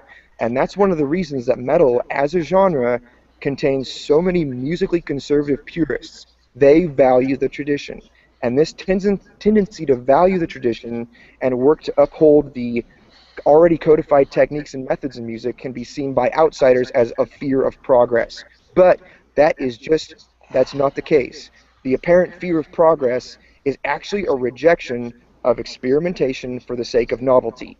Because novelty fades, it has no lasting value, meaning that it is not a method of expressing truths, it's just a method of distraction. So, serious metal fans, and I'm even going to say this word again, here's my second naughty word of the night, elitists, are proud to play and listen to music that puts the emphasis on truth and reality first and foremost, rather than how, say, tricky and original your method of expounding it is. So anything else is viewed as unnecessary, and good metal is the antithesis of redundancy. Now, as silly as that sounds, what I'm Okay. go ahead, go ahead. Uh, First off, one of the things I did notice, like, well, this was introduced to me months ago, and I didn't. Well, I don't have the bookmark now because I had to redo my entire computer, new computer. But there was Native American black metal or black metal flavored kind of band out there that really went with the whole entire Native American views and all that, trying to espouse them. Pretty much similarly to like what you said. Right. Uh, uh, Second, with the whole entire distancing oneself from one's heritage, I'm going to take someone like myself for an example, because on my father's side, I am pretty much blatantly a mutt. 1/8 native. I have most of Europe pouring in my veins from his side. My mother's side, I'm mostly Slavic, but that's a culture that was kind of wiped out in the fucking communist era, if I remember correctly. Uh, and and I'm also like 1/4, no, 1/8 fucking German, I believe, because Graham was half German. But pretty much, I am essentially a mutt. And then we go down and look at my kids, who also have, who are biracial, and that makes them even more of a mutt. So where do you get your whole entire uh, cultural thesis from? Well, here's what it comes down to. It's that though we don't like say someone like you and I, we don't necessarily have that kind of cultural or genetic heritage, but my idea, and of course I could be wrong about this, but I feel pretty strongly that I am not naturally. But my idea is that we long for that, not necessarily a genetic heritage, but some kind of heritage, some kind of tradition that is bigger than ourselves as individuals, and it means more than just chasing pleasurable distractions, something from the past that we can build on, knowing that in the future, once we are long dead and gone, we have contributed to and lives on it through generations further. And that's why I say that a lot of metal fans identify with that idea, because I think about how traditional purists most metal fans are. They don't like new ideas, not because they fear new ideas, but because there's already been a lot of ideas done and about as well as could be done, and to just rehash those, or even worse, try to use those techniques in music to try to express something that doesn't really match up with that techniques. Like we talked about liturgy in the Facebook group a little while earlier, like last week or whatever. That's a great example. Those dudes clearly do not really have much of an idea of what they're trying to express. They have some vague notion of being antithetical to what black metal had originally established, but because they don't have a true understanding of it, they're not really saying much. So yeah, they have blast beats and tremolo picking and screamed vocals, but does that really mean it's black metal? I really don't think so, because those techniques were developed by bands who were expressing something antithetical to what liturgy is trying to express. So they really needed to find new methods of expressing their ideas rather than try to just plain invert black metal ideas using the same techniques. It's ineffective. It doesn't work. It turns out to be shit music. So, just for me, from everything I just heard, when I first started researching black metal, um, there was a documentary I watched, and one of the guys in there was talking about um, that his ancestors were driven out by Christians, like you were saying, and so that became a strong focus of the music he was making, and I certainly felt like a kind of jealousy towards him because he had that background to like be proud of and want to try to explain to the world. But that's kind of what this is for me is a novelty of looking at his music and going, wow, I wish I had that. You know, And there uh, you go. That's precisely what I'm talking about. See, you don't necessarily need to hear that music and like, okay, I'm trying to think of a band that I can use it as an example. So I'm actually going to avoid mentioning the name specifically, but let's talk about like a National Socialist band. You can hear that, and you can hear the energy and the pride in the music. It just drips with this intensity that says this is the thing, this is the way things ought to be, this is the way we want things to be. It worked, and we want it to keep working. And just because you and I aren't German, straight up German or straight up Norwegian or whatever, it doesn't mean that we can't identify with those core tenets of, yeah, I want to belong to something that it matters in the long run. at the same That's time, if I said that, what you just said to the guy in the documentary, and he went, get the fuck out of my face. You're not from here. You're just a poser. I would totally understand where he's coming from, to be me, honest. me too, and I would not disagree with him. I would not disagree with him. And you know what? So long as we're not trying to say, yeah, oh, we're a part of that too. We're a part of that too. Yeah, I'm totally espousing my own cultural heritage through my music. So long as we're not doing that, then we're really in the clear. It's okay to appreciate that kind of music, Okay. even if we're not really part of that group. It's Yeah. okay to understand where they're coming from, and it's okay to be inspired and motivated by that kind of pride and in that fearsome dedication. You know what I'm Yeah. saying? Yeah, like I keep bringing it up, but the Guy Frost cutting himself, the whole theatric thing he did with kill me before I do it myself, I think it was called. Yeah, yeah. The level of dedication that he showed, I could never show. I'm simply not capable of showing that level of determination to send out a message. It's above 99.9999% of the human population.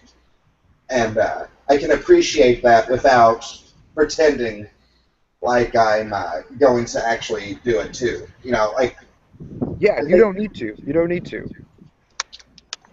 right. And that's what to bring this all back to where we started.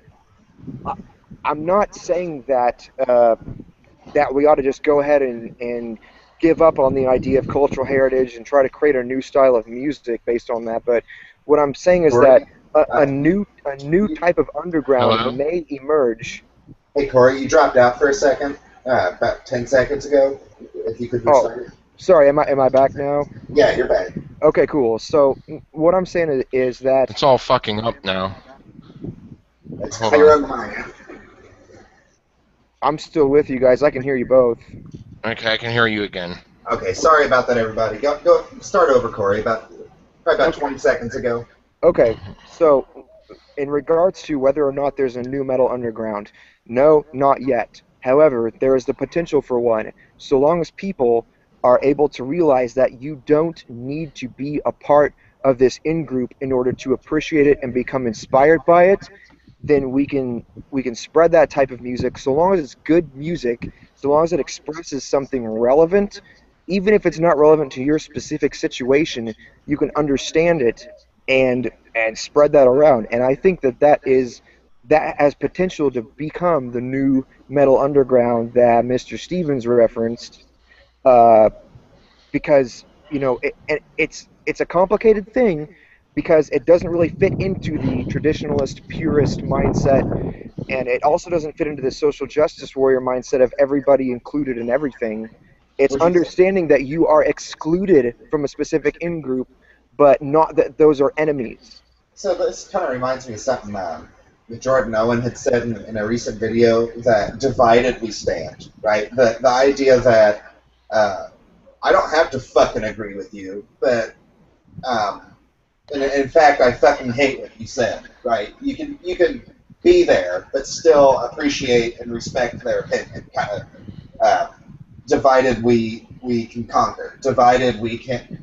At least we're honest with each other and not pretending we don't hate each other. Right? Like the idea that you can hate your neighbor but allow them to go grocery shopping. Right? Like I think that's kind of what you're getting at there is that we don't have to necessarily be homogenous, but we could still. We should respect groups that intend to be homogenous while not feeling that it is necessary for us to include ourselves. Okay. Yes, that is what I'm saying basically. So what that means is when you hear a band that espouses, say, National Socialism, say it's a Russian band, you're not Russian, you are not part of that heritage. Their struggles are really not your own. It it's really irrelevant so long as the music it has an impact. No, And my argument is that that sort of music can have an impact on the people who are not immediately affected by that situation, and it can be supported, and it ought to be because there's passion in that music that is lacking in pretty much everywhere else. right. So yeah, you can be inspired by the passion of someone you completely fucking disagree with, and in fact probably even hate, to create something that you feel should be put out there, and that Well, would be yeah, fucking absolutely fantastic to see week in and week out. Like a band releases something, and it pisses somebody else off, so they make something. That would be fucking glorious. well, Like, yeah. The greatest releases in metal have been really, really antithetical to other metal groups. I mean, like the whole death metal, black metal split occurred trying because, to out metal one another. Yeah, damn it, yes, yes, yeah, that would be awesome. it's growth through conflict. Through conflict, bullshit ideas are weeded out. The weak are sacrificed, and you just forge onward. And that's what a new metal underground ought to be. Is we take the things that matter the most, and we attack them, and we fight, and the victor carries on, and we praise them. But it never ends. It never ends. There's always new challengers. There are always new Well, enemies. that's something Jeannie Keebler pointed out, and I think she's right, is that metal dies, like just completely dies, but then it reemerges again. So there has, for me, I think she's right. So there needs to be that element of, metal's fucking failing, it's all going to shit, just die already, and then something happens one day. Like, oh, fuck, that's metal as fuck, hell yeah. And it starts this new, I don't want to say trend, but it starts this new kind of just mishmash and rip roar within the metal scene. Yeah. It kind of comes and goes. Yeah, I mean, think about sports teams. You never see a basketball team just play against themselves. That would be really boring. They don't really have a motivation to do any better than just practice. But when you see two teams compete, then you really find out what they're made of. You really find out what has paid off in their training, in their practice, in the techniques and the methods that they've developed. And metal is no different. It's a competition, really. And a lot of people will argue, well, music's not a competition, man. It's That is. entertainment. And that's fine, but metal is a different type of music. It's a different world No, altogether. actually, I kind of disagree. I think all entertainment is competition. It's all this notion that people just make music, and that's fine. If you want to make music in the local pool hall, great. But if you want to get your album out there to as many people as possible, you have competition. You Oh, have people. yeah. I'll take that argument, man. Go ahead. Go ahead. I'll Yeah, listen. yeah. If you want to send a message out there to the world, you have to put in your best. And you have to sometimes let go of things that aren't working that you thought would. Like, it's just part of creating. Uh, some things are going to work, some things aren't, and maybe some of those things that aren't working should stay in there, just for the sake of challenging any kind of homogeny in your work. But at the same time, if you want to get those records out there, you have to appeal to people in some way. Um, Even junk food for the mind has to compete for dollars. right, right. Oh, no, totally. I'm with you. I'm with both you guys there. Exactly. Yeah. But this kind of gives.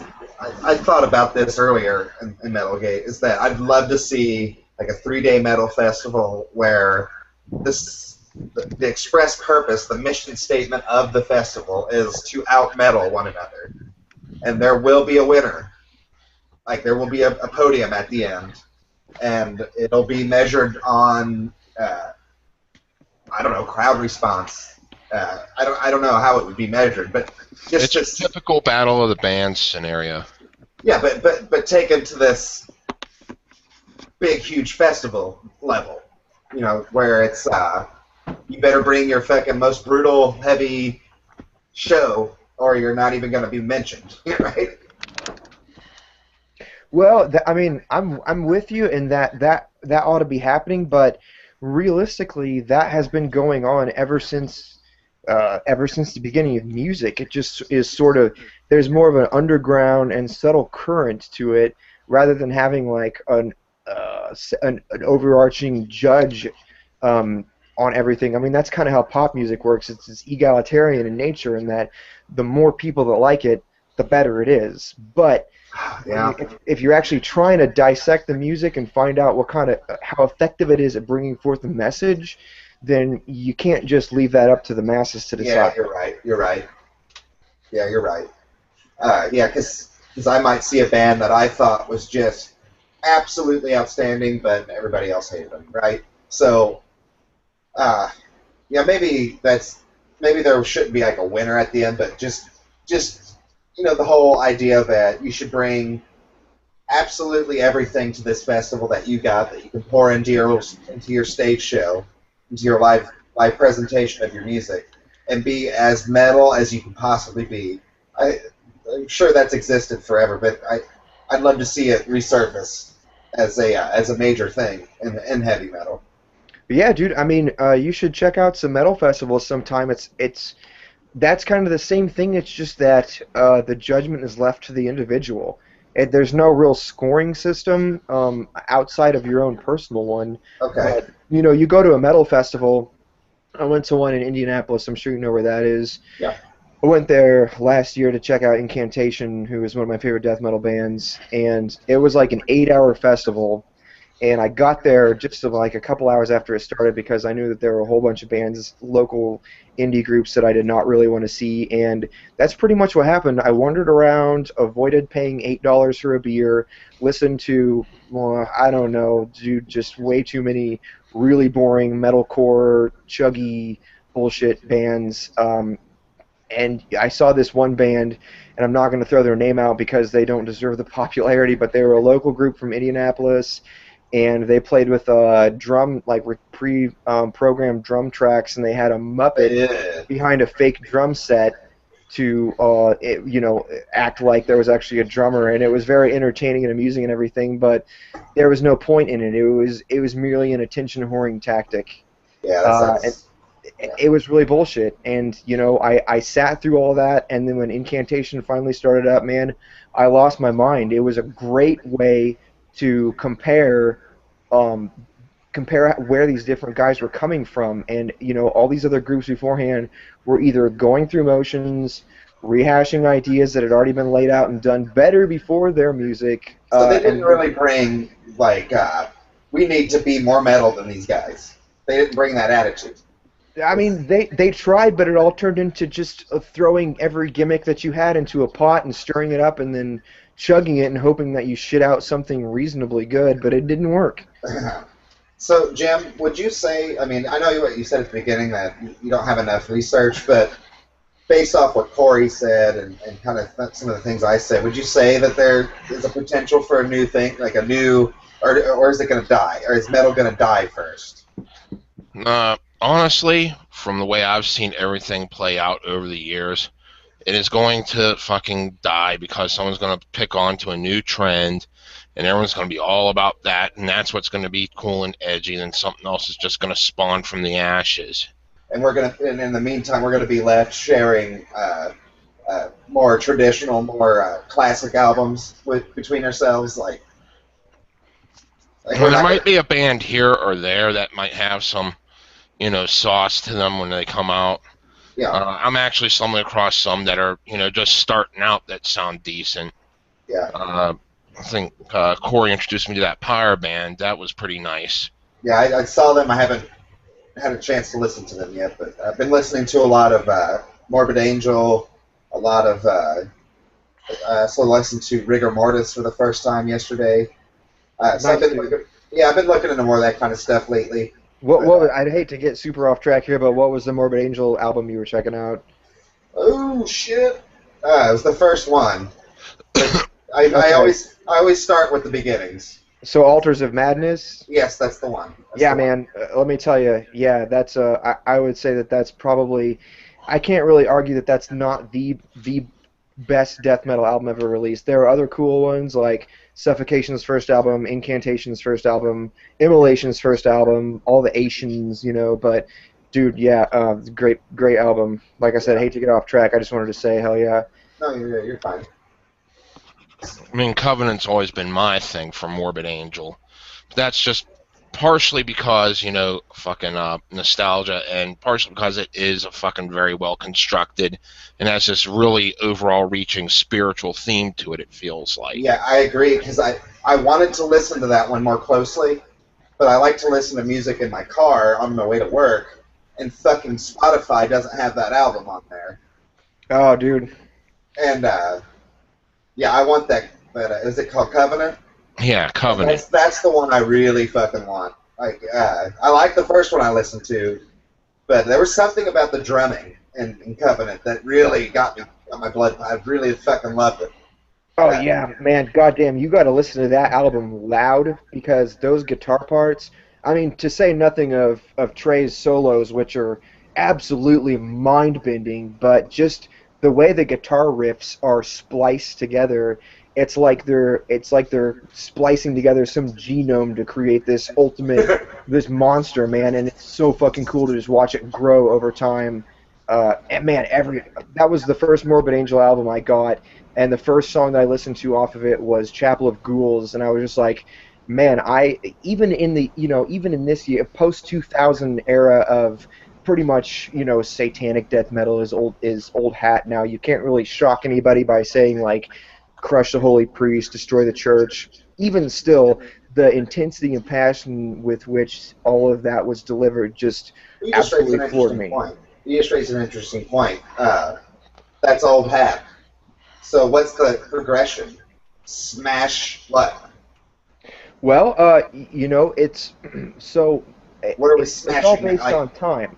If we're talking about satanic music, you can either say, well, you know what, let's just stick Satanism in the anti-Christian genre because Satan is antithetical to the Christian God. But if you think about it, Satan represents a lot more than just the opposite of the Christian God. Satan represents an adversarial attitude toward everything. So Satan is a very flexible image, and you can extrapolate on Satanism and apply it to way more than just the Christian biblical mythos. You can apply it to just about any religion, any mindset, any ideology, and that's kind of what makes it continue to be relevant in this no, day and age, I guess. But I think if a band, and this might just be masturbatory for gamer gators, metal gators, but if a band like that really focused and honed down an album and pushed out an album that was specifically to smash social justice warriors, it would sell like hotcakes. Like, no, you're right. That's social justice and political correctness is the new moral majority. It's the new Christianity. It's you speak out against that, and you're speaking heresy, and you're a blasphemer. And a lot of bands won't touch that, which is why I get a lot of people say, metal lost its spirit. It died around, sometime in the late 1990s because it began attacking this majority ethos of that was basically based on Christian morals and ethics. But those have kind of faded into the past. If you want to think about it in some way, metal won. Like Satan won there. There's no more Christian dogma. We're not all rigidly defined by our relationship with God or how well we adhere to biblical dogma. But now there's a new dogma in town, and it appears to everybody in this generation like a progression, but as I see it, it's still dogma, and as any kind of Satanist would see it, that dogma ought to be fought against merely for the sake of being dogma, because Satanism is just a staunchly adversarial attitude. okay, so I'm sure there's been bands out there who put out albums like that. I'm not aware of them, but wouldn't would you guys support a band if they like set a standard bearing album that kind of shattered this new narrative that really got a lot of people's attention? Like, oh shit, maybe we should really rethink this whole new uh, ideology that we're trying to push here. Like, even getting them to question themselves. Yeah, man, absolutely. That's what metal needs to do because hardcore is dead, man. That's what hardcore's job was throughout the 80s. They were that group. They were more satanic than the Satanist bands of that era because they were so staunchly opposed to political correctness, and unfortunately their ideals have become the norm in this day and age. So it's really redundant to try to play hardcore in 2015 because you're just going to be parroting whatever is the standard socially acceptable narrative. But yeah, we need something new. We need something that attacks the mainstream dogma because that is what an adversarial attitude, and that's what Satanism is really about in the end. So there's definitely a future for that sort of Satanistic outlook. And I don't know if you want to call that Orthodox metal, Orthodox Satanism. I don't really care what the name is for it. That only comes after the fact anyway. If you look at genres in the past, they've only been named like 10 years after the movement actually occurred. So yeah, I think that that thing can happen. I think that it may happen so long as death metal and black metal and other extreme bands like grindcore groups are fighting the good fight, so to speak, or basically just attacking what is the standard mainstream politically socially acceptable dogma. Then there's that's important. There needs to be a dissenting voice, right or wrong. It's irrelevant to them so long as they're attacking the mainstream voice if it's incorrect. Doesn't Right. matter if they're correct in the end. They're being a Satanist band so long as they're fighting against that. So, Jim, I mean, would you like to see that happen, or? Yeah, I'd like to see it happen, but one of the other aspects that I've seen with the symbolism within Satanism is that of utter freedom, breaking the bonds of everything around you, which is why it's antithetical to a lot of bullshit. Yeah. And it is, but think about this. What if Satanism won and now we have freedom to do whatever. There's no more dogmatic constraints in terms of like Christian morals or say social justice morals. What if that becomes the norm? There's going to be somebody that's fighting against that.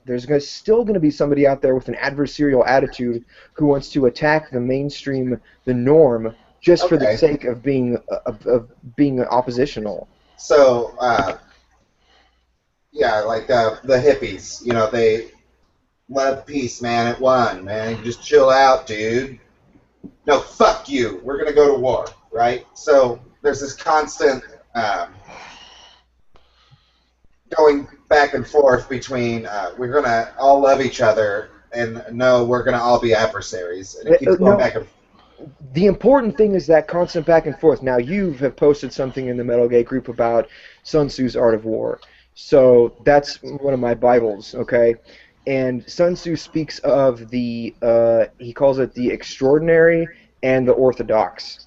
And he speaks of it in military terms, but as with the rest of the Art of War, you can apply it to everyday situations and it makes perfect sense. But for a brief summary, basically, the extraordinary versus the orthodox is pretty self-explanatory. It's what goes on typically when you run into a problem, you find the tool that most people use to fix it. That's the orthodox method. Yeah. Once the orthodox method has been codified and everybody is familiar with it, when you come up with a new way to do that thing, then you come up with something extraordinary. However, orthodox and extraordinary are not set in stone because as soon as somebody does something extraordinary, others will follow, and that becomes the new orthodox method. So once you do something different than the new orthodox method, you're doing something extraordinary again. It's a constant cycle between orthodox and extraordinary, and that's what's going on in music right now. I think that we're kind of at a crucial point in metal where we're shifting from orthodox to extraordinary, and a lot of bands have taken an unfortunate wrong turn trying to be extraordinary but mistaking novelty for actual progression. Yeah, And what I see is bands, as newer bands, the technique is there, but the attitude is completely absent. Like, yeah, so See, one thing I want to bring up is that I know I've said it before that sometimes evolution takes a step backwards because, a prior form is what is the most adaptable. Applying that to metal, if you go back to Black Sabbath, they were challenging the left-leaning hippie establishment. yeah, Is that not what we're going to probably see resurface then? uh, hopefully. I would say so. Yeah,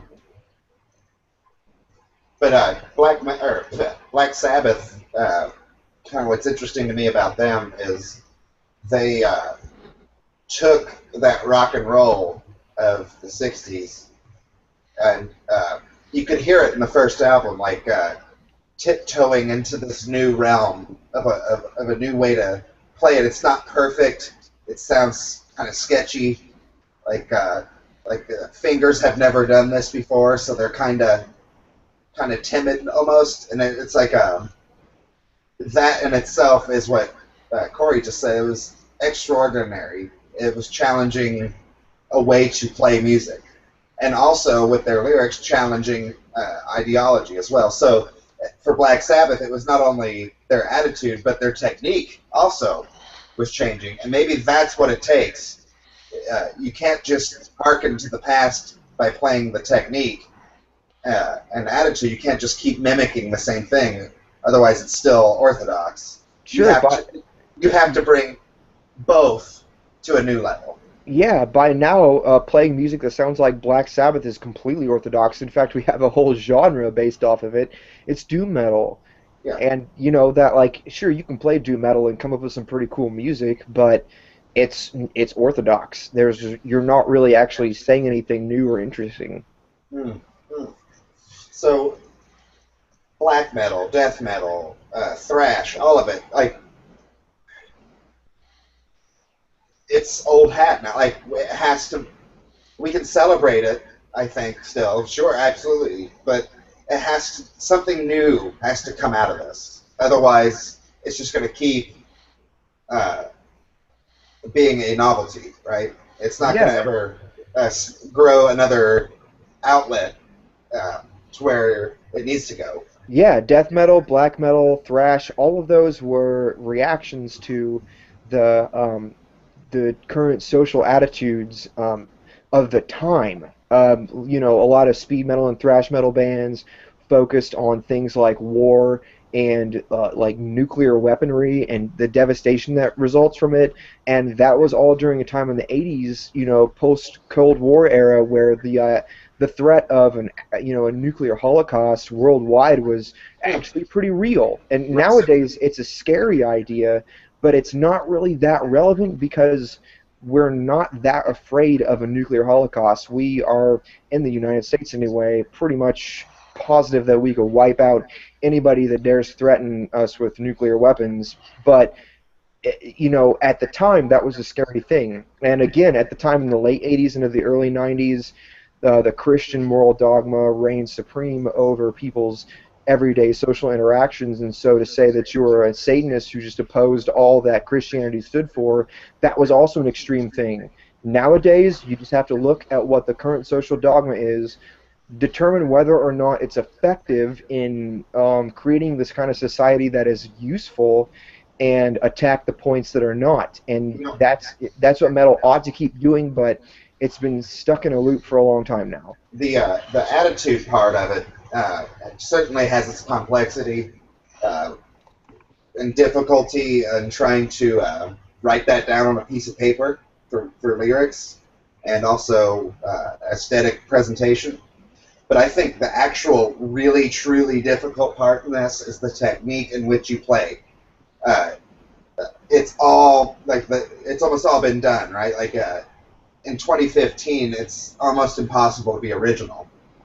Uh, where do actual musicians go from here? Like, Well, you're right about that, but one thing to consider also for any musicians that might be listening, this is something that I want to say to you guys specifically.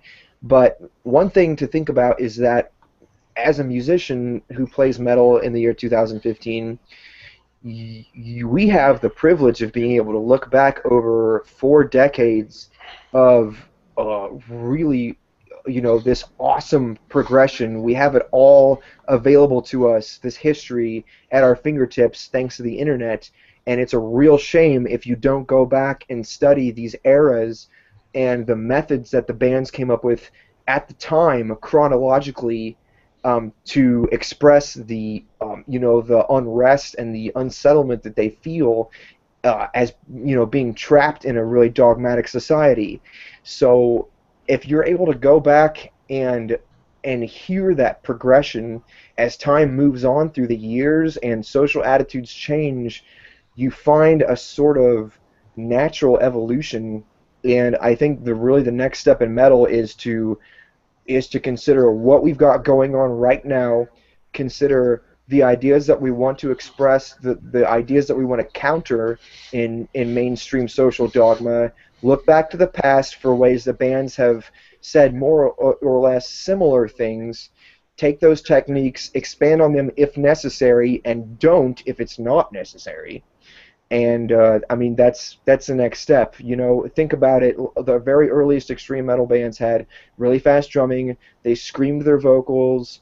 They had tremolo picking, chugging chords, real heavy distortion, trippy ass bass lines, and that's pretty much stayed consistent from for the last 30 years through metal. There hasn't been much change in that, but there's been a lot of offshoots ever since then, and they all express something crucial. But you got to remember that being a throwback band just means that you're not focusing on what's going on right now. That's where I think that's where the real difficulty is, because metal is something, right? Like um, it's composed a certain way. Like you can, of course, you can perform it in different ways and come up with different sounds and things. But when creating a new evolution of metal, you have to be careful that it stays metal, right? Like you can't introduce too much jazz or too much rock or too much. You have to. There's a really fine line to walk there, and that's what's making this really difficult in my mind. Is we've got 40 years of history here, and it's from A to Z been covered. So where's the next?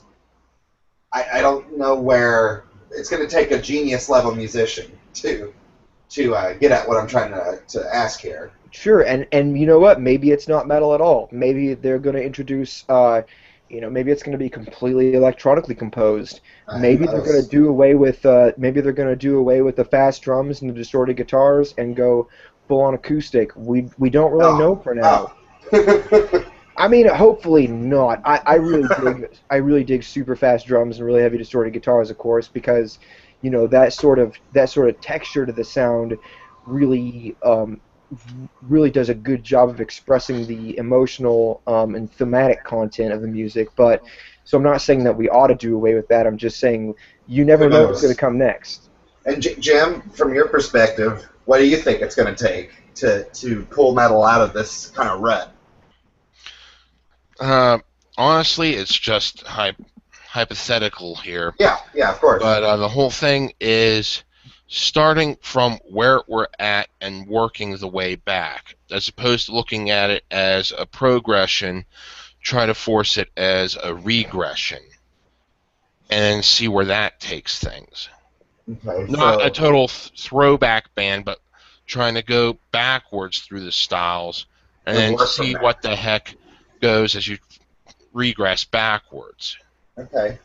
Yeah, that might actually be interesting. Like expanding on previous ideas in order to come up to a new thing. I mean, guaranteed doing so will produce a lot of shit, but that's metal, right? Yeah. So, I mean, I got plenty of energy left. I could go on for another 2 hours, but if we want to wrap up now, I kind of want to do something a little humorous. There was a post in the MetalGate band group. It was called. Oh, let me pull it up. It's called "That's Edgy," right? And on this thread, you show how edgy and open-minded you are. And the whole idea is just to kind of mimic this whole, oh, I'm such a badass, but not really, And I had put that I cut myself while I listened to Limp Bizkit. And then it makes me want to cut myself too. It's okay. And then also later on, I posted that I accept NAMBLA as a legitimate group while listening to transcendental black metal, and we're all human. Everyone should get along. So, from that idea, where would you guys take that? How edgy are you? Firing bottle rockets into a factory while the guard's going by. That's always fun. Just watch them jump thinking it's gunfire. See, that's actually edgy. We're looking for poser edgy. You're gonna fucking work my brain then, God. God damn it, Jim. Yeah, you've had a lot of time to think about this. You ought to have something by now. Poser edgy. Fuck. I got an idea for you. Post-black metal, or post-black album Metallica fans. Huh. Oh, man. I wish to defecate in their front lawn. There we go. Only their front lawn? You see, it's glorious. Yeah, you got to put it in a bag and light it It on vents fire my first. frustration because I am doing the defecating. I mean, it is one of my goals in life to eventually defecate on the White House front lawn. That I would do be. not care if I fucking get arrested doing it. I fucking just want to do it.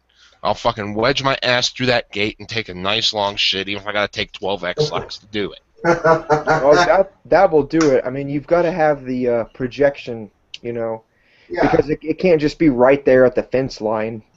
yeah, you That's got a that's projectile. Make sure it's yeah, green apple splatters. yeah.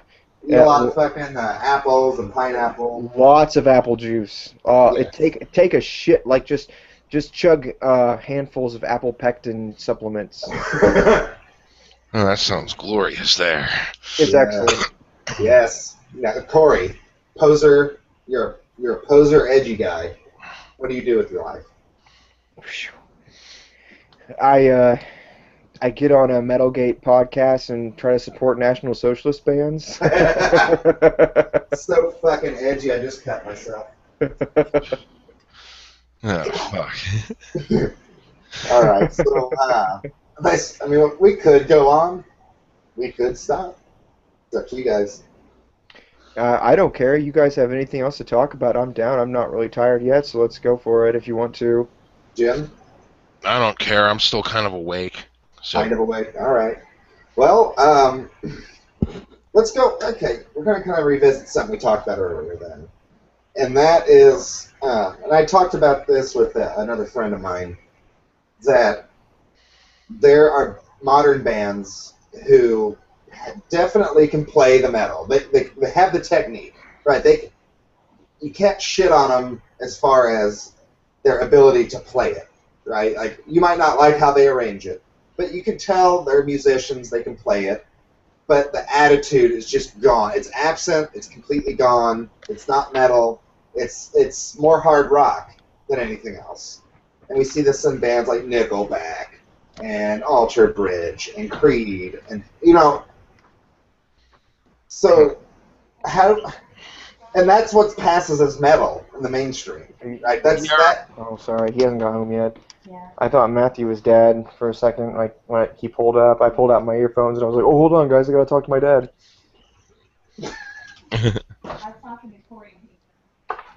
Jim, do you know what I'm talking about there? honestly, I kind of know what you're talking about. And fucking before I completely abandoned all fucking media relating to metal for as long as I did, I remember reading articles saying, well, they're just afraid to scream these days. And that seemed to be the main emphasis of like the shit that was going around at the time. It was that these bands were coming up, they were trying to be hardcore, but they were afraid to actually express it. Right. So, like, when I listen to a band like Alter Bridge, right, if I muted the lyrics completely, I would mistake it for metal. I could, these guys are musicians, they know how to play it, obviously. They're talented enough to do it. But you turn those lyrics on, and it's like, ah! Well, it's just not lyrical content. I mean, you got different chord progressions and shit that just sound way too close to the fucking hard rock spectrum that fucking Okay, I can agree with really that. sound like alt rock. I mean, even if you fucking mute the vocals on some of this shit, it just sounds like so many bands that I fucking was forced to listen to when I had to listen to the fucking radio. Mm. I'm with Jim here. I hear a lot of bands exactly like he's describing. Even if you listen to the vocals, I'll give you a good example. The Black Dahlia Murder, the band, put out an album a little while ago called, I think it was just called The Ritual, or it might have been called Rituals. Sorry, I'll look that up in a second to clarify. But it looked very death metal. I mean, the album cover had like this like skull-headed creature sitting on an altar with one hand up, one hand down, and hooded people bowing to him. There was chalices and all kinds of cool symmetrical artwork. It looked very death metal. It convinced me, and I was like, oh, I heard that the guitar player from this band was pretty good, and I'll go ahead and admit right off the bat that I'm a sucker for a crazy guitar player. Like the first music that I got into when I was a kid, that was not video game music, was Eric Johnson. I mean, my dad has been a crazy ass guitar player for many, many years, so hearing him play all this shit while I was growing up, like Eric Johnson, Joe Satriani, Steve Vai, Paul Gilbert's Racer X band, like Randy Rhoads shit in his Aussie days, all that stuff blew me away when I was younger. So as I grew up, I kind of went through a phase where I rejected the idea that you have to be a good guitar player to be a good musician, and that was my punk phase. But I grew out of that pretty quickly, and nowadays I'm automatically blown away by a band that has really killer guitar parts. So of course, Black Dahlia Murder, I was like, yeah, death metal band with a virtuosic guitarist, I'm totally down. But I realized that they have, despite the lyrics about, like cutting open the skull of an infant and fucking it and then drinking their blood, and the ripping guitar solos, which are actually pretty good, there the music was still structured as rock music. It was still based on the anticipation of hearing something that you've already heard before that was so catchy, you can't wait another minute to hear it again. And when they give it to you, it's really gratifying. And that's a rock style of composing music, not a metal style of composing music. Metal style of composing music is linking riffs together in such a way that the riffs follow or sort of symbolize a logical progression of thought. And that's not really what rock music does. It pretty much starts you out at one point and ends you at the same point. And the best rock music gives you a couple of variations in between, but it still ends at the same spot that it began. Even like say so-called progressive hard rock bands like Rush, they do that exact same thing. Now there are prog rock bands like King Crimson and Yes who take it a little bit further and go almost a sort of symphonic style where you go through many movements in a song before you end up at the logical conclusion, and Good you prog can't. rock should take about 30 minutes before you get that again. Just Yeah, saying. yeah, totally. To just loop something over and over because the audience is anticipating hearing it again is specifically a rock style of music, and bands like the Black Dahlia Murder excel in that, making good sounding rock style music with a metal aesthetic. But I maintain that the core facet of metal is the linking of riffs one to another in order to construct a logical sequence that takes your brain through different ideas and then finally ends up at a conclusion that makes sense based on what you heard before. So each riff should correspond to the one that came before it and the one that follows it. In rock music, that doesn't matter so much. So long as, I mean, it pretty much stays in the same key, same tempo, rhythms maybe switch up, but so long as you can nod your head or tap your foot, it's all good. Yeah, I would say that metal's more strict.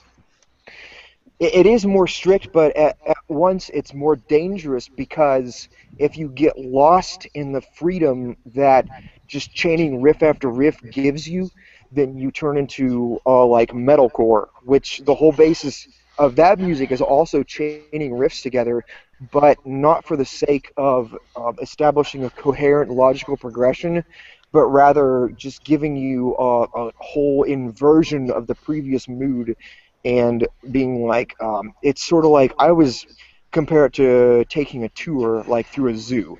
You're like, and if you look to the left, you see the giraffes. Notice the giraffes. Look how long their necks are. Look at their spots. Aren't giraffes crazy? Now, if you look to your right, you see penguins. Penguins are completely different than giraffes. Isn't that amazing? That's kind of what like listening to metalcore is for me. It's emphasis on contrast between riffs rather than logical progression. And rock music is really neither. It's just sort of Free it's flow. yeah, it's stuck in one loop, but you kind of go through a handful of variations within that same mood. So, well, I'm not saying that one style is objectively more effective than the other. There are definitely different techniques in composition, and that's Okay. one way that we can decide whether something is metal or rock. Okay, so for me, I can So basically, my first thing was that maybe if you took away the lyrics, they'd be more metal, but maybe not. Maybe it's just because they have their guitars tuned down and it sounds aggressive doesn't mean it's metal. It's still just really aggressive hard rock. Precisely. And it has a point where it's going to stop. Like it's going to give you that little payoff, and then it's not going to challenge you anymore. It's going to on to the next song. Yeah, precisely. Whereas metal, a rock song is where the guy kicks the dragon in the throat, right, and beats the dragon up. But a metal song is where he kicks the dragon in the throat, kills all its babies, has knife sex with it, maybe even takes the maiden away and makes her his brood mother. It keeps going into more and more extreme territories with its lyrics. See, I would just go straight into animal husbandry there. I would get the dragon to mate with the maiden and produce a half-dragon offspring that I could use as my own minion. There you go. And by minion, you mean, no, never mind. But I'll tell you what. Hey. As long as it had the right plumbing, I'd do it. Hey, It's humanoid. No you have a knife, so... No judgments here. Yeah, the knife has to be included, obviously, but no, you guys are right. It comes down to, just like you said, it's a method of composition. I always think that rock music is about the feeling of being in a situation. Like, let's say you're in a situation. What are the emotions that go through you when you're in that situation? That's what rock music expresses. So it's good at expressing the emotion that you feel, like specifically during highly emotional events, like, say, breaking up with somebody. It's frustrating when somebody's like, you're not good enough to fuck me anymore. Ow, man, that hurts. Like, that cuts pretty deeply. Everybody experiences that. And so when you can put that in a song, and it's very effective at evoking that emotion and being like, man, yeah, I was there. It was really frustrating when I couldn't fuck that person anymore. I'm with you. But when it comes to metal, it's more about evoking the sensation of being in that situation rather than the emotion that occurred afterward. So say like Iron Maiden's song Aces High, dude, that song makes me feel like I'm ready to jump into the cockpit of a fighter and go waste some asses. But there's not really much. Just mentioning that track, I do have to say that I used to play that while I was playing Wing Commander, the original DOS series. Sure, there you go. You know what I'm saying then? Like, it's a different experience. You don't listen to that and sit back and cross your arms and raise your eyes and think wistfully like, yeah, I remember when I was a pilot. Oh, those were the days. Yeah. Like, you don't do that. You're like, oh, I'm in that situation. Machine guns are blazing. I'm watching my ammo count drop. Yeah, I'm pulling 6 Gs here. All the blood is rushing out of my head. It's really intense, man. Like, that's off the same album, The Duelists. I fucking loved the fucking feeling of just, because I actually did partake in a little bit of baby style sword play. Not to the point where I was actually good, but me and my friends did occasionally break out my dad's swords, which I stole, and, would clang the steel. Yep. And it just brought out that fucking raw feeling of actually going full balls to the wall. Oh, sure, man. Absolutely. And that's what metal is really good for. And if it doesn't accomplish that, if it focuses more on the post experience emotional reflection, it's probably rock music. Okay. I think that's fair. I think that's more than fair. And I think that's where a lot of people are kind of getting lost here, and they get yelled at and they don't listen. They just run away, which, maybe that's for the better. Maybe. I wish that more people would understand that, but if they're not ready to, then they're not ready to. It's their choice. It's not my responsibility to get people to understand why music is good and bad. There you go. Although I try. Well, there you go. That's all you can do. I mean, we'd also talked with the same friend. We'd also talked about what it's going to take to get people to give a fucking shit about MetalGate, and we came to the conclusion that all we can do is, put the information on the table, and either it's gonna spark interest or it's not. It's just gotta happen naturally. Yeah, dude, we can't be evangelists in this case. It's metal is a cult. It's occultic as far as I'm concerned because there are meanings hidden beneath meanings. Oh yeah, So if you approach it from just a purely aesthetic perspective, which you can do with say like indie rock, mainstream rock music, rap music, there's really not much hidden beneath the surface. But when it comes to metal, there's way more hidden in the history of it than what appears on the surface, which is why most people are like, "Oh, black metal. I've seen those guys. They dress up like Kiss." That's a surface judgment that most people are willing to make and then move on because that's how they judge music. that's exactly how I looked at black metal before this. It is the exact same way. Sure, man. Oh, look at those outfits. Oh my goodness. I didn't dive in because I simply looked at the surface of it and decided to read another book. You know, Yeah, yeah. And you know what? Here's another thing. This is what a lot of people don't understand, but I'm pretty sure you do. It's that is on purpose. The reason that they do that is and this is another thing that occultic writers do. It's to deflect those people who would judge it on the surface and are not willing to actually delve into the purpose of it all. It's to deflect them away and say, "Oh, that's so silly. I will just laugh it off and move on." oh it, man, it doesn't want those people in it. It's not prepared to accept them. Those people have to prepare themselves. It's the difference between an esoteric and an exoteric order. An yeah, exoteric order purposely invites people in and says, "Hey, come in. Don't you understand this? It's clear to you, right? Well, come on in." Meanwhile, an esoteric order presents the facts forefront, obscured sometimes intentionally, and says, "Figure this out if you can," and that's all the help you get. I got to admit, the first time that I felt like I just started to understand what black metal was I kind of one of those moments where my mind blew. Like I don't think I'll ever forget that feeling. Like, oh my god, like, this is more than just heavy metal music. This is incredible. This is a story that needs to be told. But then you quickly realize that you can't really tell the story because hardly anybody's interested in the story, and that's what's fascinating about it. It's not for everyone. Like, right, it's so extreme that most people in the world are going to look at it and either be frightened by it or laugh at it. Right? Again, they're not going to dive into it. But I have to tell you, if you're one of those people, if you're looking for something profound and interesting, you definitely need to dive into black metal because I'm telling you that some of the things these people have done, just indescribable. Like, it leaves you kind of speechless. Oh yeah, yeah, definitely. I'm with you. Yeah.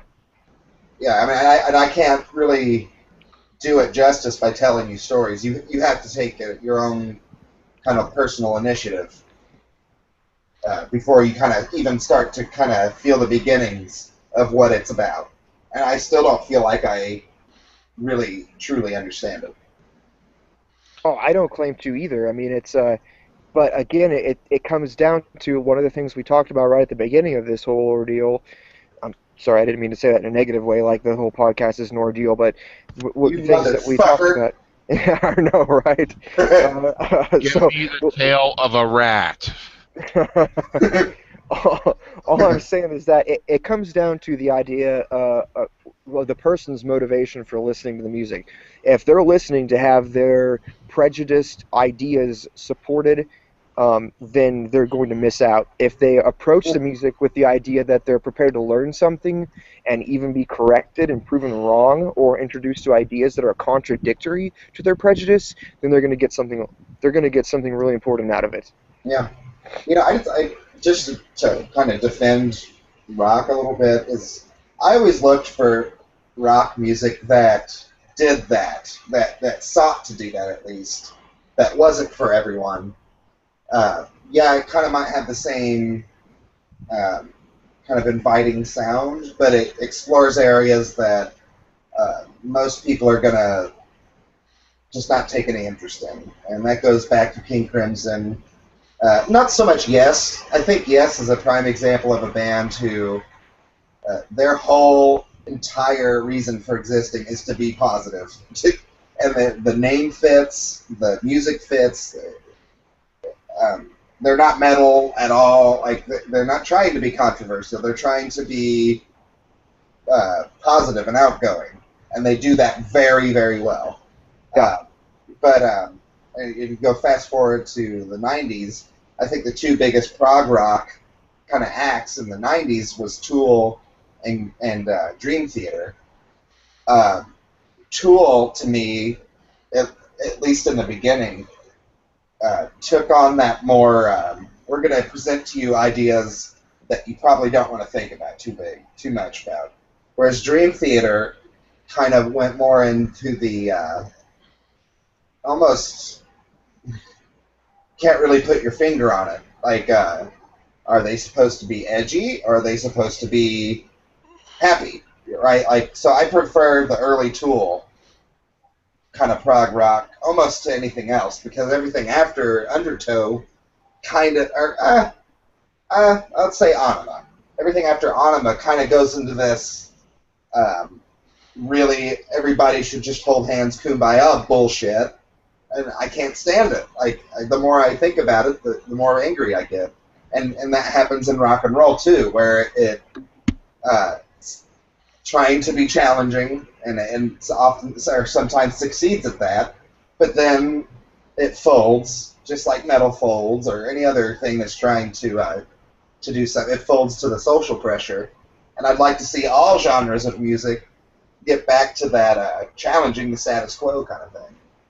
Yeah, for sure. Yeah, and that's what we were talking about earlier.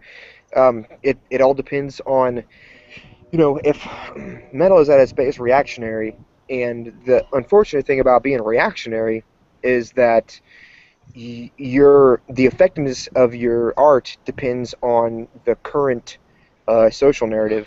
So you can't just keep doing the same thing over and over and have the same impact. You've got to adjust as time goes on. Mm. And I mean, it's difficult because again, I'm talking about purists, elitists, and traditionalists in metal. You've got a bunch of guys that think that nothing new should happen, and you've got a bunch of guys that think that it should all just be trashed and started over from scratch. But I argue that there's a middle ground. I I argue think that there we is. can we can take the best of the past and build off of it because metal hit a lot of dead ends, man. Like there was the split in black metal and death metal by 1990. Those were two like pretty distinct genres, and there were a handful of speed metal bands. Like I'll throw out the name. Oh, geez. Never mind. I completely forgot the name. They had a great album called Exsurgent Demise, and I'll find it in a second here. But they had a great album that came out in like 1994, and it was straight up super thrashy, relatively technical speed metal. But by 1994, whenever it came out, it was old hat. Like nobody had really given a shit about thrashy speed metal by that time, and that's too bad because it was really effective. Oh, the album was called Exsurgent Demise by Invocator, and my mistake, it came out in 1991, so excuse me for that. But if you think about the other albums that came out in 1991, again, Incantation and Suffocation, two of the most extreme death metal bands to ever release albums anywhere in the world, they both put out their first albums around that time, and they pretty much blew everybody away in terms of brutality and depth and complexity in their compositions. So it was a rough time for being a speed metal band at that point, Mm. but it was still very Grunge. good music. Yet it was lost in history. It was not considered influential because they're behind the times in terms of what they were criticizing socially or nationally or even humanity wide. So you can still put out objectively good music, but if you actually want to do something important for metal, pay attention to what's going on at the time. If you look back in the past, the best metal albums were exclusively reactionary to what was happening at that specific point in time.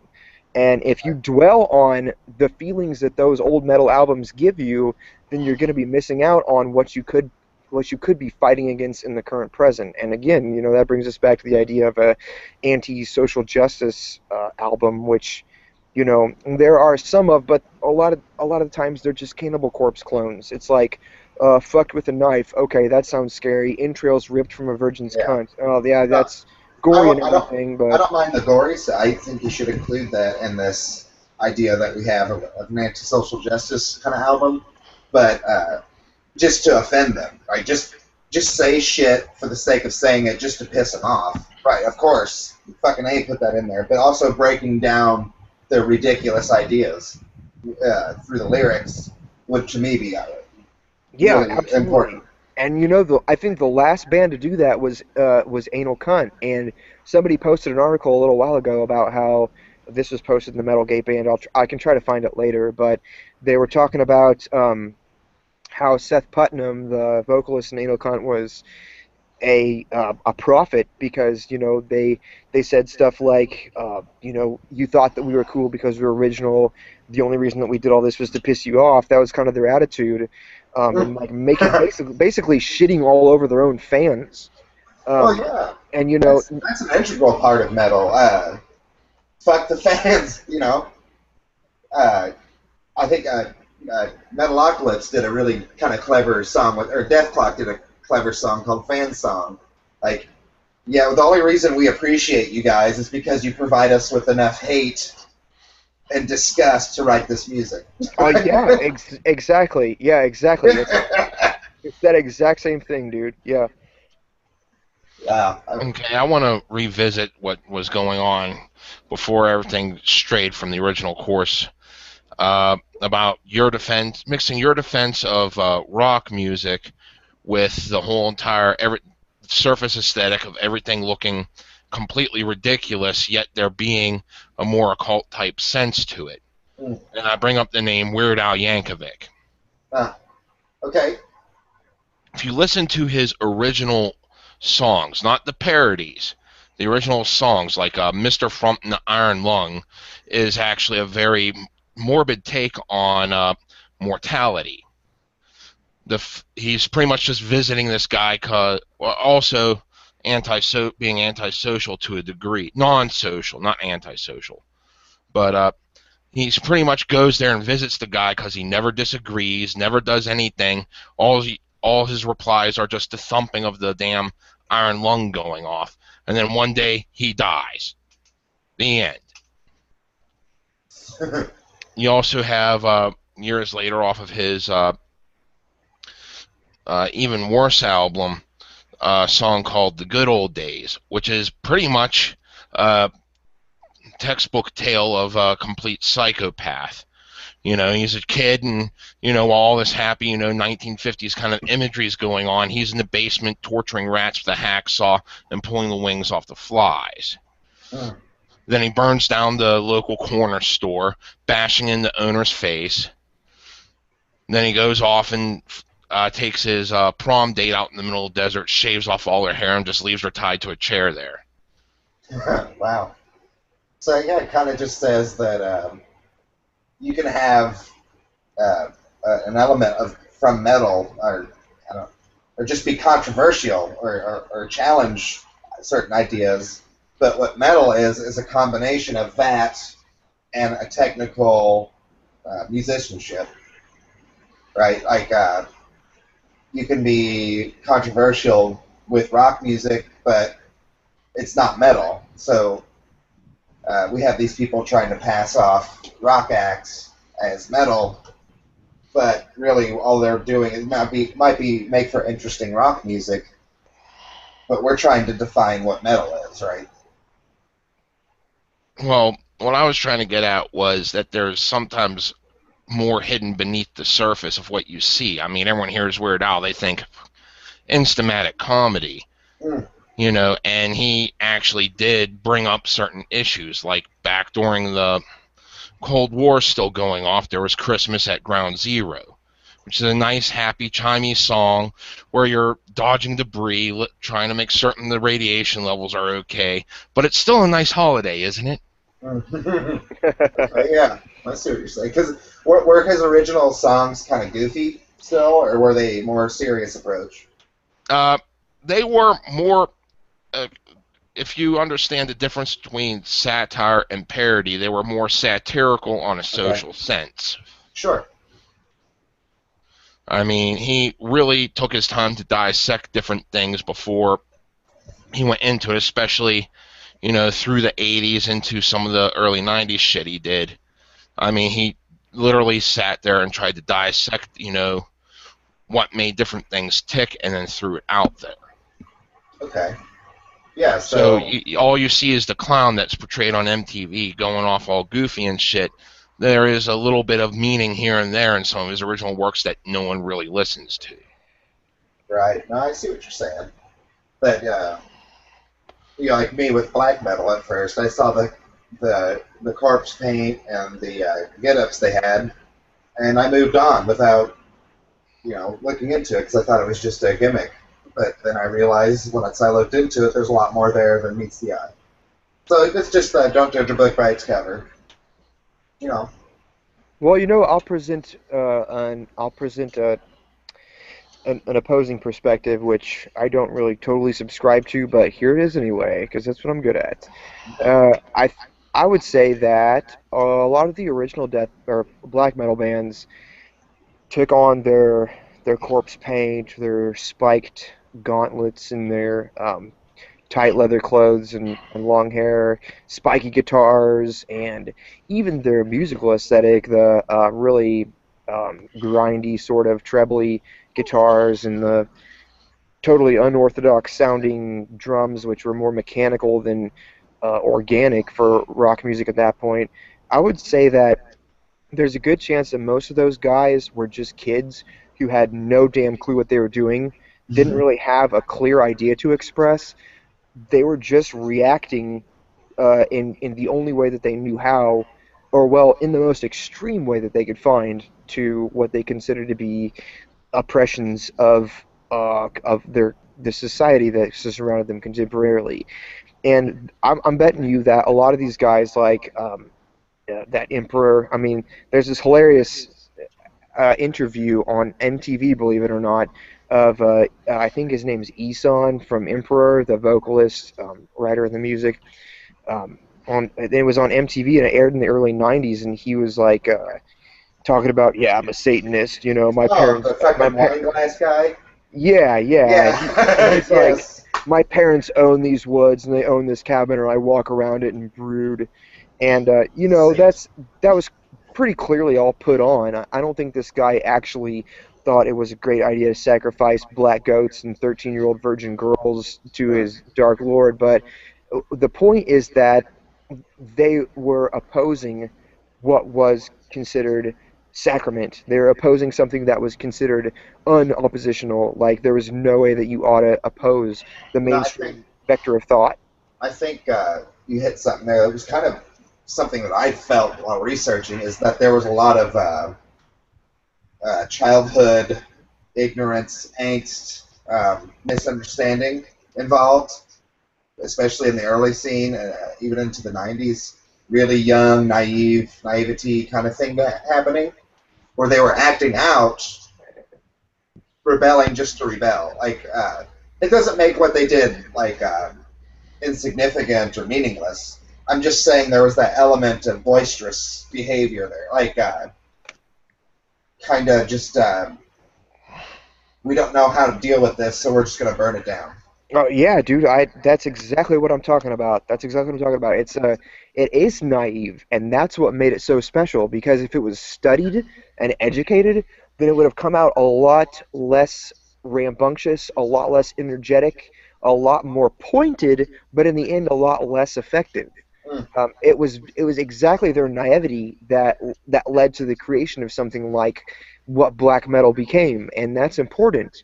And I mean, you look at bands now, like you look at a black metal band, and like I was talking about earlier, they're going to be informed by the last 30 years of black metal development. So they're sort of trapped in this box that That's why I it's said earlier, it has to happen as a reaction, not because of the history. It has to happen um, out of that same kind of I'm not comfortable with this, but I don't know what it is. Fuck you.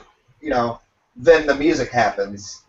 That's where it needs to come from. It's something felt intuitively more than something that you oppose logically. If you Right. oppose something logically, it's something that you've studied. You find that it's something that contradicts some sort of ethical position that you've already taken based on experience. But there's a much more visceral reaction when you find something that opposes your very guts. You're like, no, no, no, it's not going to happen. I don't like that. That's wrong. And what you lash out at it, and what you get is something way more visceral and brutal than something that's actually like well thought out and placed purposefully. And that's what the original death or black metal stuff was.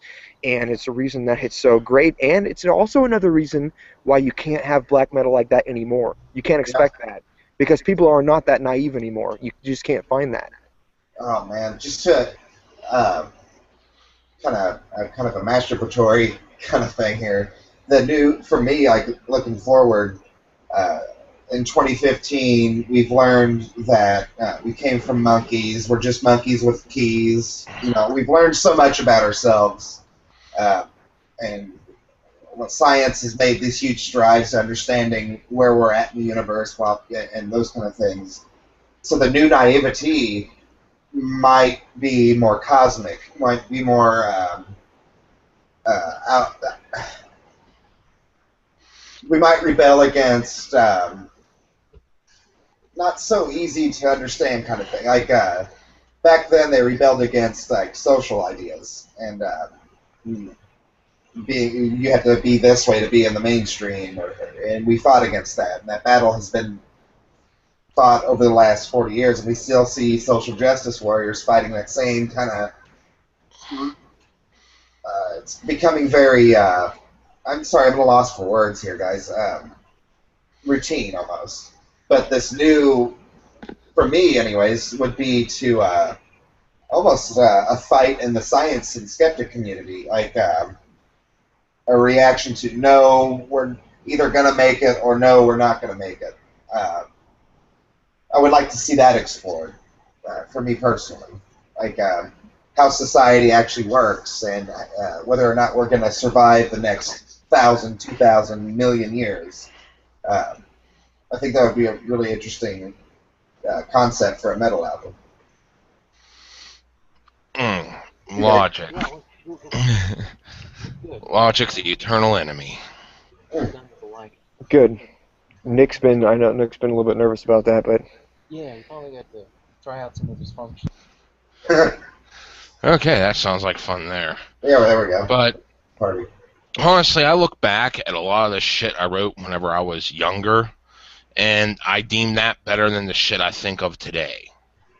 Just Okay. because I did fucking fire off half-cocked, and this is what I was fucking rebelling against. And even though half of it completely sucked balls by my standards today, some of it actually still looks like it would be half decent, and I'd like to try to see getting it out there, putting it somewhere or something, you know? Yeah.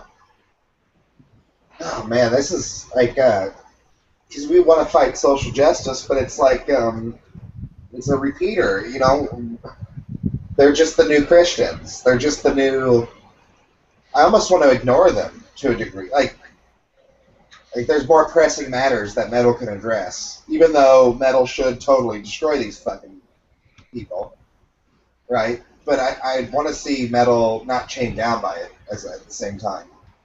well, that's a okay. So that's also a point. And also, I'm sorry about that. I really suck at hitting my mute button when I'm trying to have conversations. But I'm at my dad's house. I'm talking to him about random shit. So sorry about that.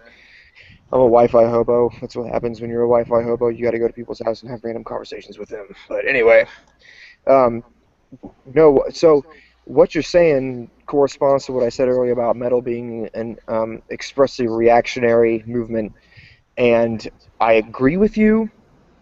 But I'm kind of torn right now, and believe it or Sounds not, too studied.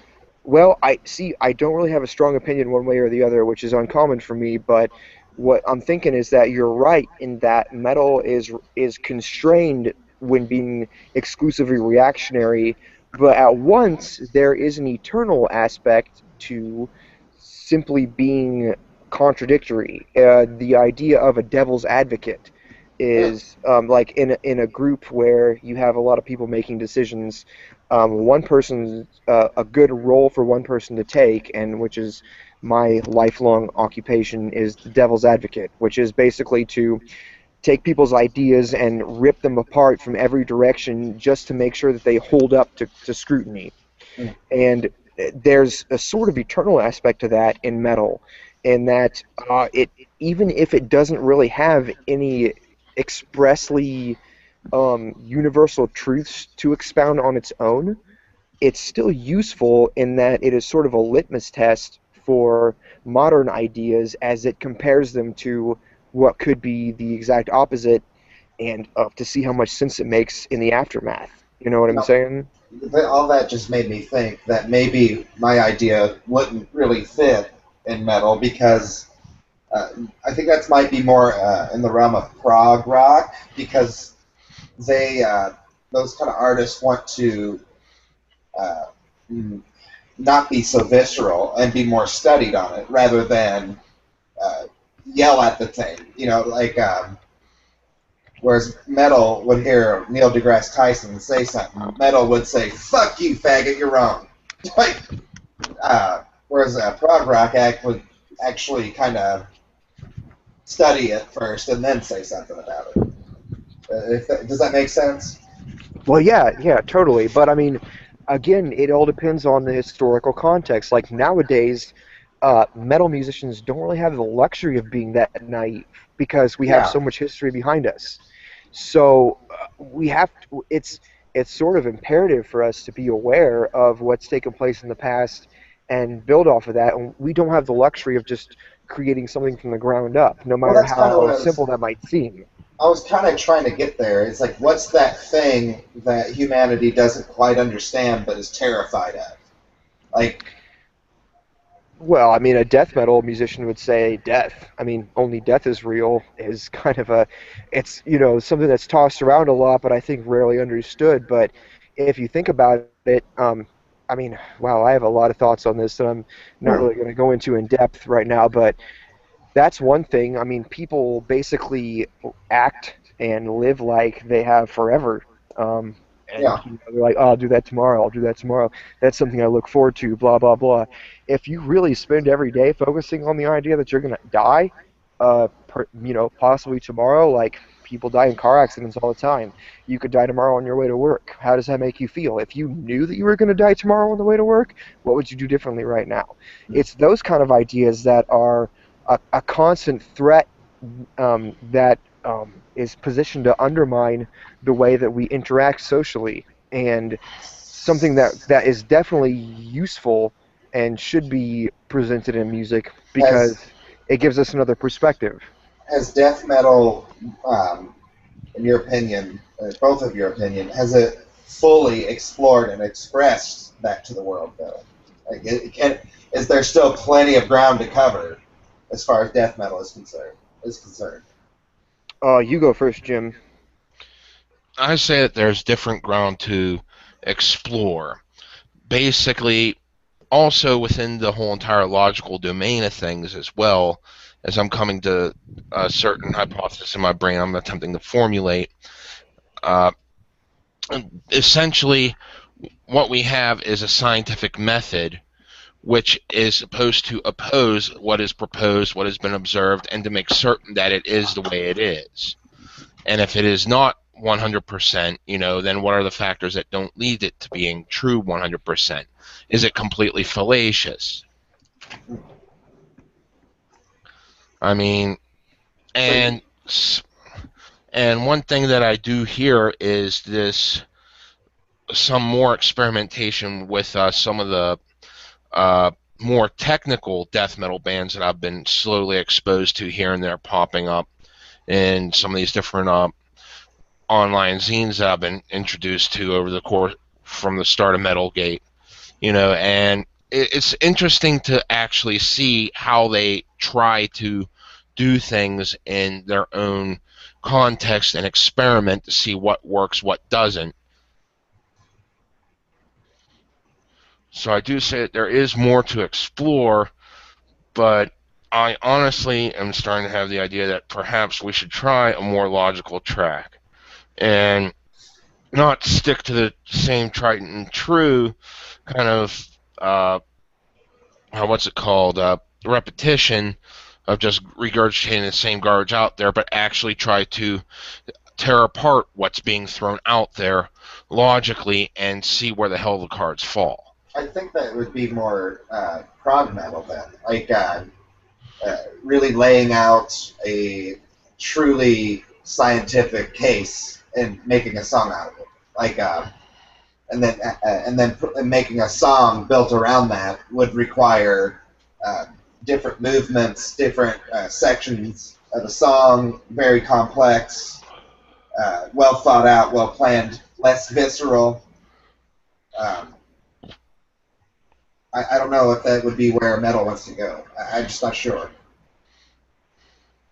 That's just the way it kind of sparked in my imagination.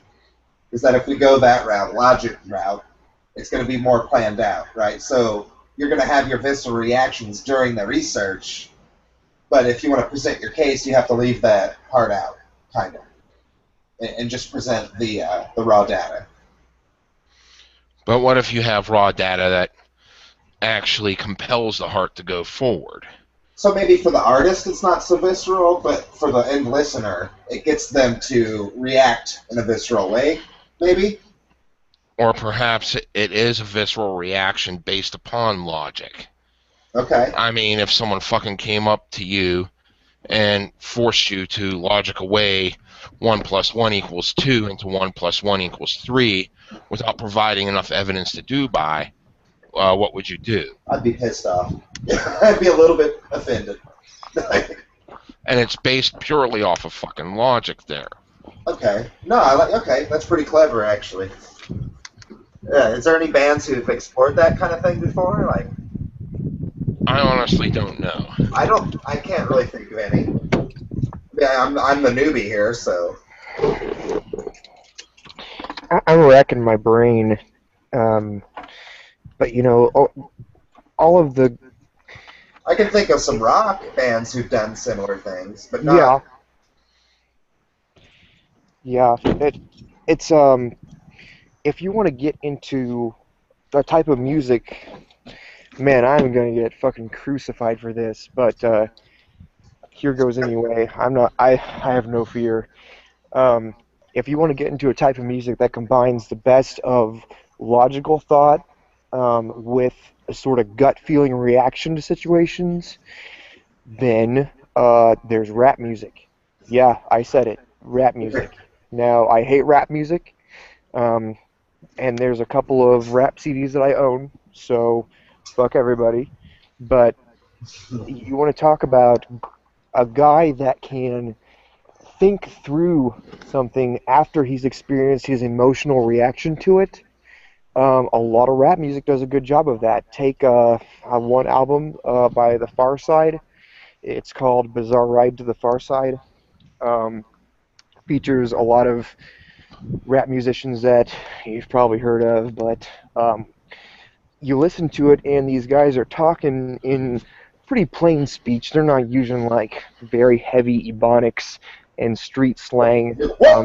They're using pretty much straightforward language, and they're talking about experiences that they've gone through in their life, but they're putting their own very idiomatic perspective on it. And that's honestly, that's really one of the best fusions of the sort of like gut reaction style and combining it with, um, I've thought this through and this is how it occurs to me type of music. And yeah, that sounds ridiculous. Like I said, I fully expect to be crucified for that claim, but No, I mean, Well, what I'm trying to suggest here is an inversion of that. First comes the logic building up to the reaction, the emotion, the fucking let's destroy everything. There is a certain fallacy within the logic being presented. Ergo, I must rebel against it. okay, all right, I get you. So, you know, okay, stop me if you have any questions. This is something I don't have written down, so pardon me if I begin to rant, but I'm trying to keep this short and sweet. I posted something a little while ago in the MetalGate group about the movie Taxi Driver. 1976 movie, stars Robert De Niro.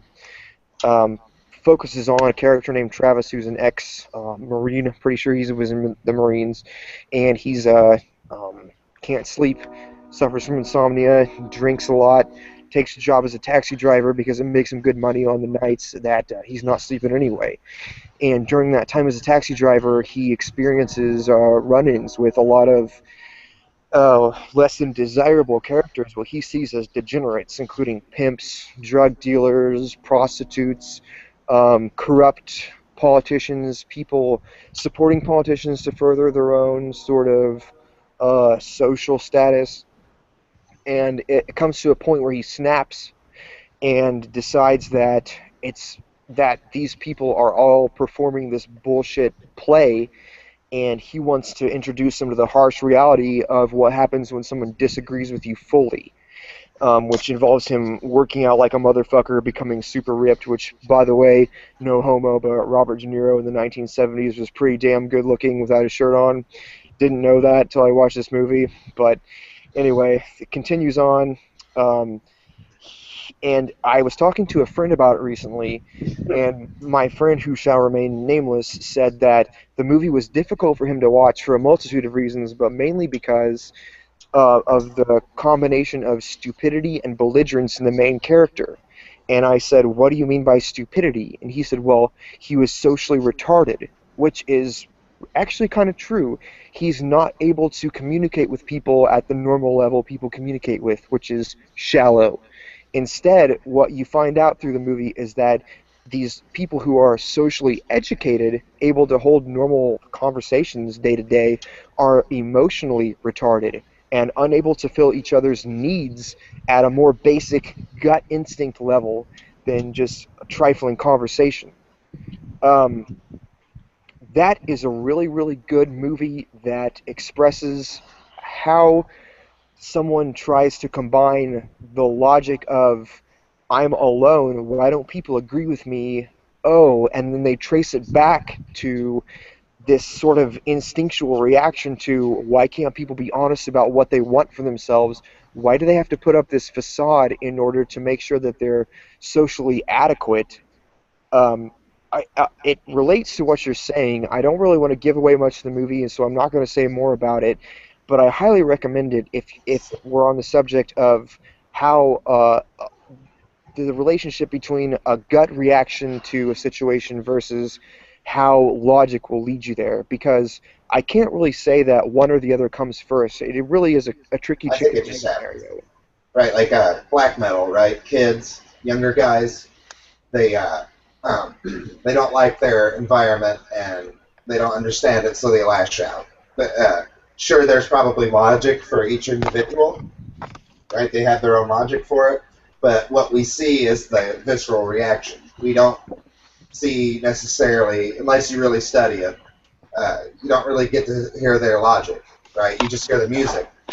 I think what Jen's trying to say is it would be really interesting to explore that logic in the song and then pay off with the visceral reaction that it leads to.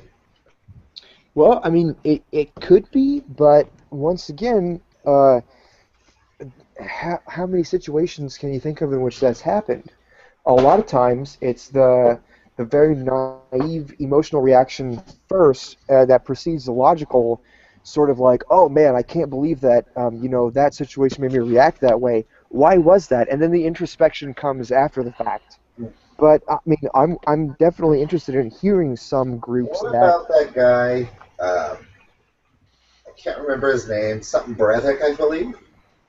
He was in Sweden. I believe it was in Sweden. He was a well-off member of society. I think he was a Freemason even. So he's well studied in all kinds of different things. But he uh, one day snapped and killed a bunch of kids. This is very recent history. I really need to look that up.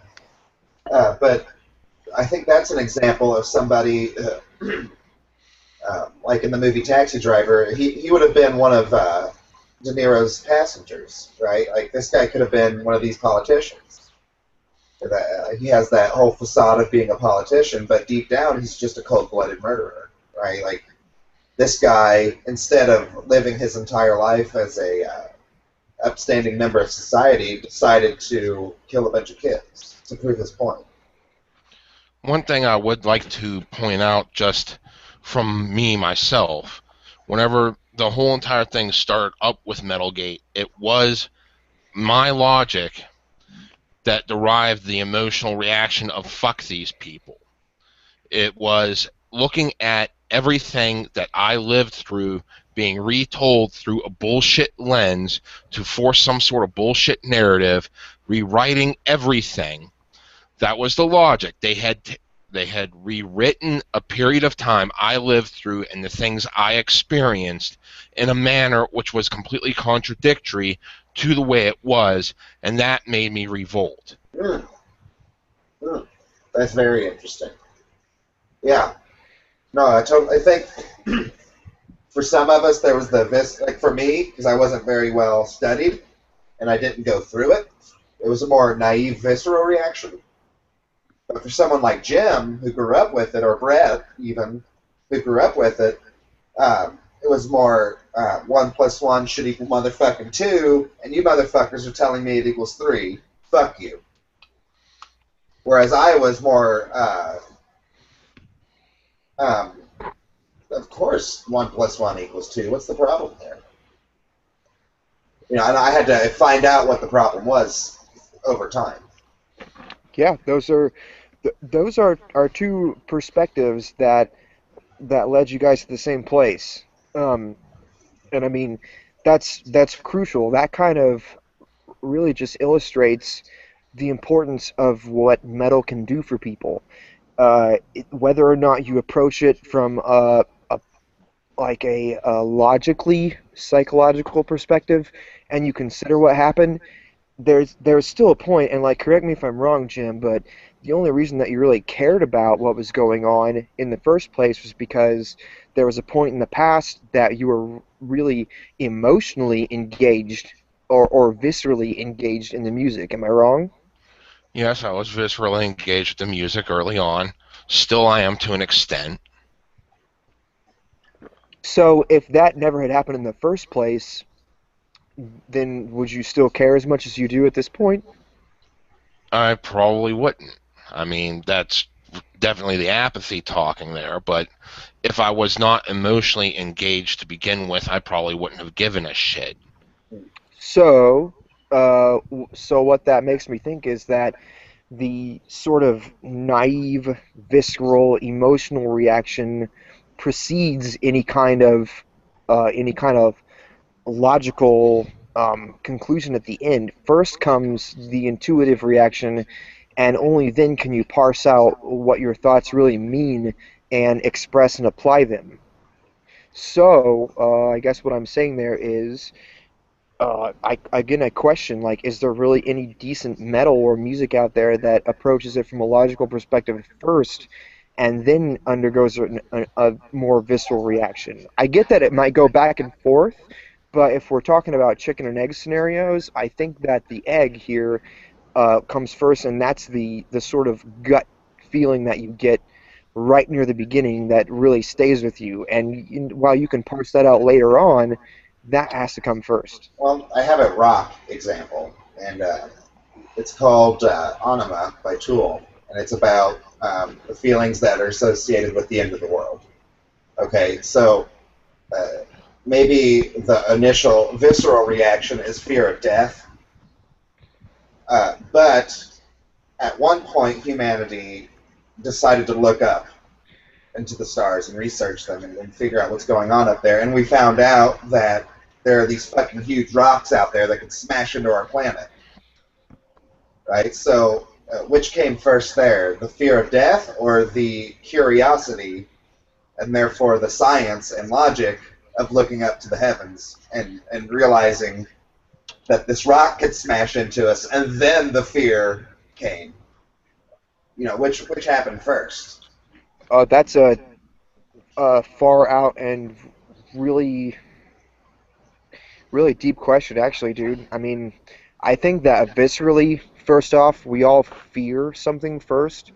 Before understanding something, we experience fear. And, like, if you think about it, fear is a very basic evolutionary reaction. Fear and laughter, I think, laughter sounds funny, but I think that those are the two most intense visceral reactions we have towards something besides wanting to fuck something that we see. But for the most part, if you think about, say, something like laughter, you can understand how that evolved if you consider the way ancient people picture this scenario. You and I and Jim are stalking through the jungle trying to find a small animal to spear and kill so we can bring it back to our tribe and eat it, and we hear something crashing through the brush. We all tense up really quickly because we fear it might be a predator that could threaten us, when all of a sudden it reveals itself to be something as non-threatening as, say, a rabbit. We may laugh at that. We were so scared of that, and there's no reason to be threatened by it. That's where laughter comes from. So that's all a very Yeah, visceral but reaction. an important word there was reason. So we look up and realize these rocks could hit our planet, therefore we're afraid of them. Like Yeah, logic led up to that fear. yeah. But the As fear we gain. itself is visceral. The fear of this damage that this thing could do to us came way before the logic. Oh yeah, totally. So Before I we. think it just depends on where you decide to point in the timeline. Like, if I point at point D, he's just thinking about stuff, right? Logically thinking about things. But later on at point V, he realizes why this thing is a danger, therefore becomes afraid. But that fear existed long before this timeline even existed. It's just kind of inherent in humanity. Yeah, totally. Yeah, absolutely. It's we all have very visceral reactions to things that threaten us, and as our knowledge expands, like as you're talking about, say, meteorites that threaten the climate of Earth, as we learn about those things, our first reaction is visceral. It's whoa, that could kill us. That's dangerous. Let's immediately think about something to stop them. Because the first time we found out that, oh my god, a meteor may crash into the Earth, it wasn't just like, oh, well, that's the natural cycle of things that wiped out the dinosaurs. Maybe it's about time humans got wiped out too. Very few people actually thought that way. And we had movies like, Armageddon was a big one. And I know, like, there's plenty of criticism to be hurled at that movie. But that kind of stemmed from the same kind of thing. Like, there's something beyond our control at this point in time. Our technology cannot contain it in the same way that, like, our modern day structures can protect us from rain, hail, earthquakes, tidal waves, all that kind of stuff. Those things are scary, but we're like, same thing with diseases and whatnot.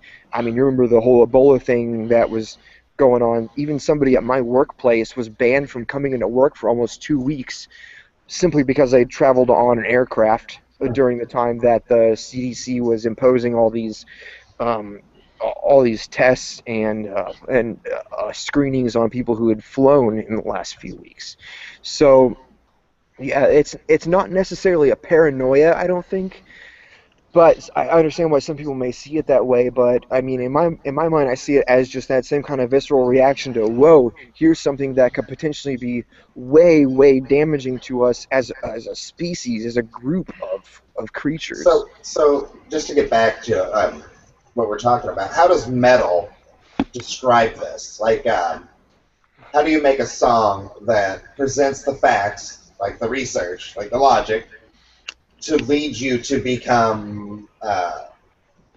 a visceral reaction, like something that humanity doesn't really know much about, but say there's some groundbreaking research and the band wants to focus on it because it's really kind of something we should be maybe a little bit afraid of and kind of start looking into. How do you Well, make that visceral fucking heavy metal song about I that? mean, there are shitloads of like brutal grind and brutal death metal groups that focus exclusively on, like, the perspective of, say, a serial killer who's chopping somebody up, and There's a the lyrics range from sort of an apathetic reaction, like, oh, I cut off her tits, and then I fucked her, and then I slit her throat, and etc. etc. That goes on, and that's gross and everything. But I think what those groups are trying to express is this visceral fear of like dismemberment and bleeding and like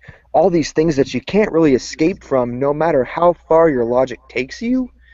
There's still always this visceral reaction to having body parts maimed or being dismembered, and no matter what our medical science tells us, I mean, hell, look at a band like Carcass, whose lyrics were influenced by just skimming through medical manuals about horrific diseases and operations that must take place. This hit me hard, especially recently, because my girlfriend was admitted to the emergency room, and it had to have surgery within a couple of days, and had her gallbladder and appendix removed all in one go. And that kind of thing just sprung up on us. We did not see that coming. She was sick for a while, but we had no idea that that kind of thing was just going to, like, bam, oh, she's got to have emergency surgery to have vital organs removed, and now you're going to have to adjust your lifestyle and diet completely in order to remain alive post surgery. And that kind of thing was pretty heavy for me. And while I was not unfamiliar with the ideas from like brutal death metal bands about dismemberment and carnage and all that gory stuff, it still kind of struck a nerve because that kind of thing is constantly lurking around the corner. Yeah. There's no point in which that becomes irrelevant to our way of thought. Okay. So Jim, I mean, just going back to what you said about all this, like logic leading up to the reaction. I mean, what would you like to see a band do? Like, how would they structure that? Like, what kind of flavoring would you like to see with that? Like, would it be a slow build up, or would it be just balls to the wall? Like, Honestly, I see a collapse effect where everything is built and then just falls apart. okay. Because that's kind So of as what you the fuck realize how happened. dire, just to expand on that, just like the logic makes you realize how hopeless the thing is. Like, so yeah, there's that like a bottom dropping out feeling. Yeah, something along those lines where it's just the build and then collapse. Just, because that's pretty much what would happen and what I, honestly think was going through my brain during the time that I was describing was that I just went through and started logically picking apart the arguments, and the more I did so, the more pissed off I got until it was just like, fuck it, here's some shit posts, I'm gonna fucking fuck you in fucking ways that you fucking never fucking fucked. So in a lot of ways, that is the inverse of what metal has been, right? It's a new kind of way to look at it. Like instead of um, only reacting to uh, words or what someone's opinion is, you're actually reacting to the 1 + 1 = 2 logic of somebody. Like, and Well, you're actually breaking down what they've said. I mean, I would take it a step further and say that rather than reacting to somebody else's logic, you're actually reacting to a reality that confronts you in a way that simple interior thoughts or thoughts motivated by somebody else's thoughts occur, like a real life scenario where you see somebody being dismembered or disemboweled, and or maybe lighting themselves on fire in protest. That's a pretty intense thing to do, and it's happened in the past. And you know, I guess that all I'm trying to say is that the purpose of the best death metal is to remind us of those things.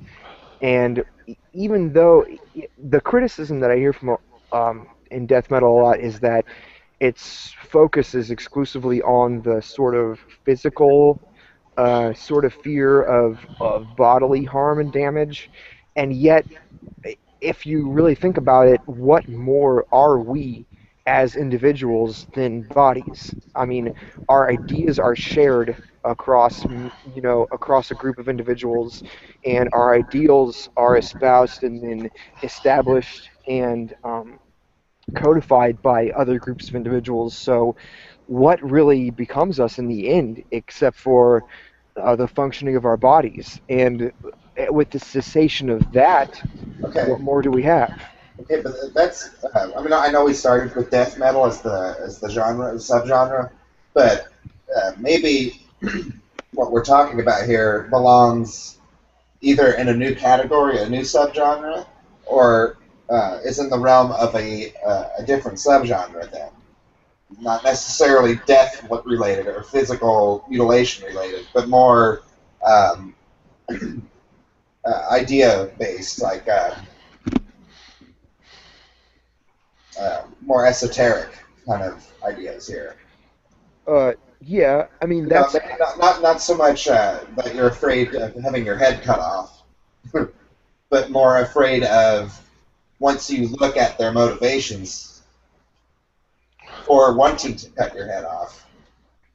well, yeah, that's a big deal too because the best kind of like I guess you could call it shock metal, which is not really exclusive to death metal, but I mean it also appears in black metal. Thrash bands have covered it, speed metal bands before them, but experimenting with the idea of putting yourself in the mind state of someone who would do those kind of things, the idea that all humans have this capacity to behave in such uh, totally unethical, amoral, gruesome, and brutal manners. Um, that ought to affect you, if not, if not spiritually, then at least physically, Mm, and viscerally. Uh, and right. it all as far as I'm concerned, all those different styles of music cover the same bases just from a different perspective, but they all lead to the same thing, which is a fear of a loss of what makes us an individual as we are. So maybe there's just no way around it, around a certain aspect of metal, is that no matter how new you try to make it, it still has to be metal. Like no matter what new territory you're trying to explore or anything like that, it's still based on the same assumptions about life and fear, death, and all the ideas that metal tries to explore. Even when you try to look at it from a new perspective, it still harkens back to what Black Sabbath basically was trying to do. Even though the sounds and techniques might be different, it still has to follow this certain kind of principle. Like, is that what you're kind of trying to say, Corey?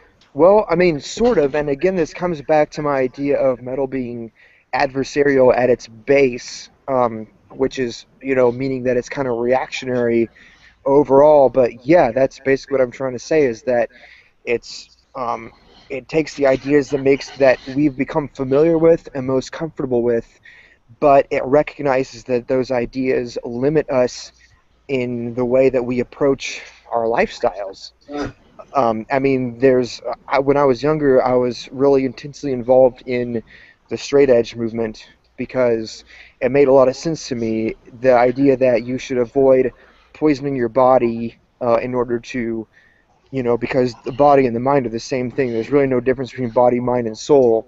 So by avoiding things that cause detrimental effects to your body, your mind and soul operate at their highest functions. And so that's what attracted me to the movement in the first place. But as I got older, I realized that you're compromising experiences when you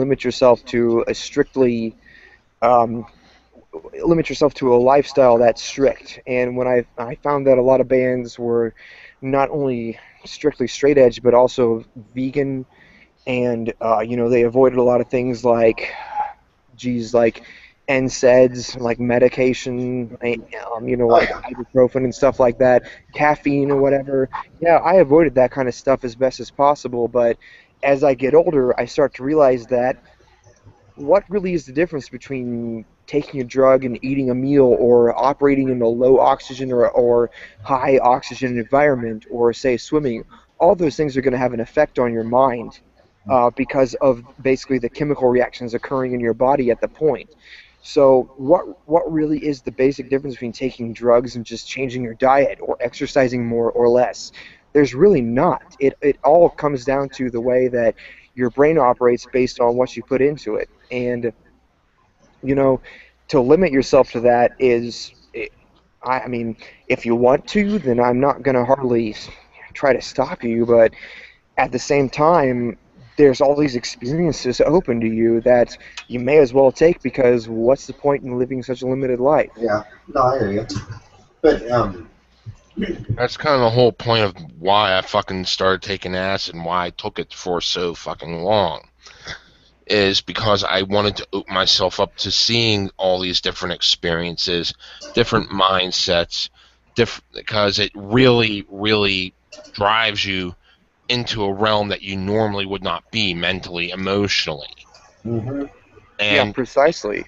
and the more that you get into it, the more you can kind of control it, but it's still not at its base completely under control. It yeah, uh, Good analogy, which is probably not the way it works, but it makes for a decent analogy. Is you have a electrical circuit going from electrical arc going from like your sight nerves to your hearing nerves, so or your thinking or your logic center off to your taste buds. What does your term paper actually taste like? yeah. No, yeah, I can see sounds, or yeah, yeah. I've definitely been there. The one and only time I did acid uh, was so chaotic, so mind-bendingly out there that once I came to, um, I knew right away that I never needed to do it again. Like it, it took me at least another month to get over what happened, and I still to this day will think back to it, and it reminds me that I'm really just a collection of meat, bones, nerve endings, synapse, uh, and that I'm not really that in control of reality. That's what it did to me. It broke me down to a point where I had to submit. And I can vividly remember that moment where I was finally like, I'm going to quit trying to fight this and just give in. And Oh it yeah, was, man. Yeah, and it that. was, and it was horrifying. It was grotesque. Like I remember how brutal my mind was, the brutal uh, state of mind I was in when this happened. But there was just no fighting it anymore. It used up all my. I was sweating profusely. I was on a futon when this happened, and the entire mattress was soaked. I couldn't get up and walk around. I was kind of paralyzed. And for the next 6 or 7 hours, I was just on this mind bender. It was an introspective nightmare. And I look back on it and kind of appreciate where it took me, because it reminded me of my mortality. All these different spiritual elements were definitely involved. It also made me realize there's not a God. I mean, for me personally, there's not a God. It's just a lot of chemical reactions. The chance of me being alive is astronomically impossible, but yet here I am. Kind Oh of yeah. crazy, crazy thoughts, and I kept trying to fight it. Like, no, I have a normal life. I have friends. I have a job. No, I have a car. And I remember slowly, one by one, all these preconceived notions that I had just falling apart, one by one, and finally just broke down and felt like a puddle of primordial ooze. Oh Just, sure, dude. just nothing. I was just absolutely fucking lent on the penis of an alien. Oh Right? I was yeah. nothing. Yeah, man. I fully encourage everybody, literally everybody, to take. I mean, there's a famous LSD philosopher. I'm sure you all know who he is, but his famous quote was, uh, "If you haven't taken so much that you're afraid that you've taken so much, then you need to take more." Mm. And Oh yeah.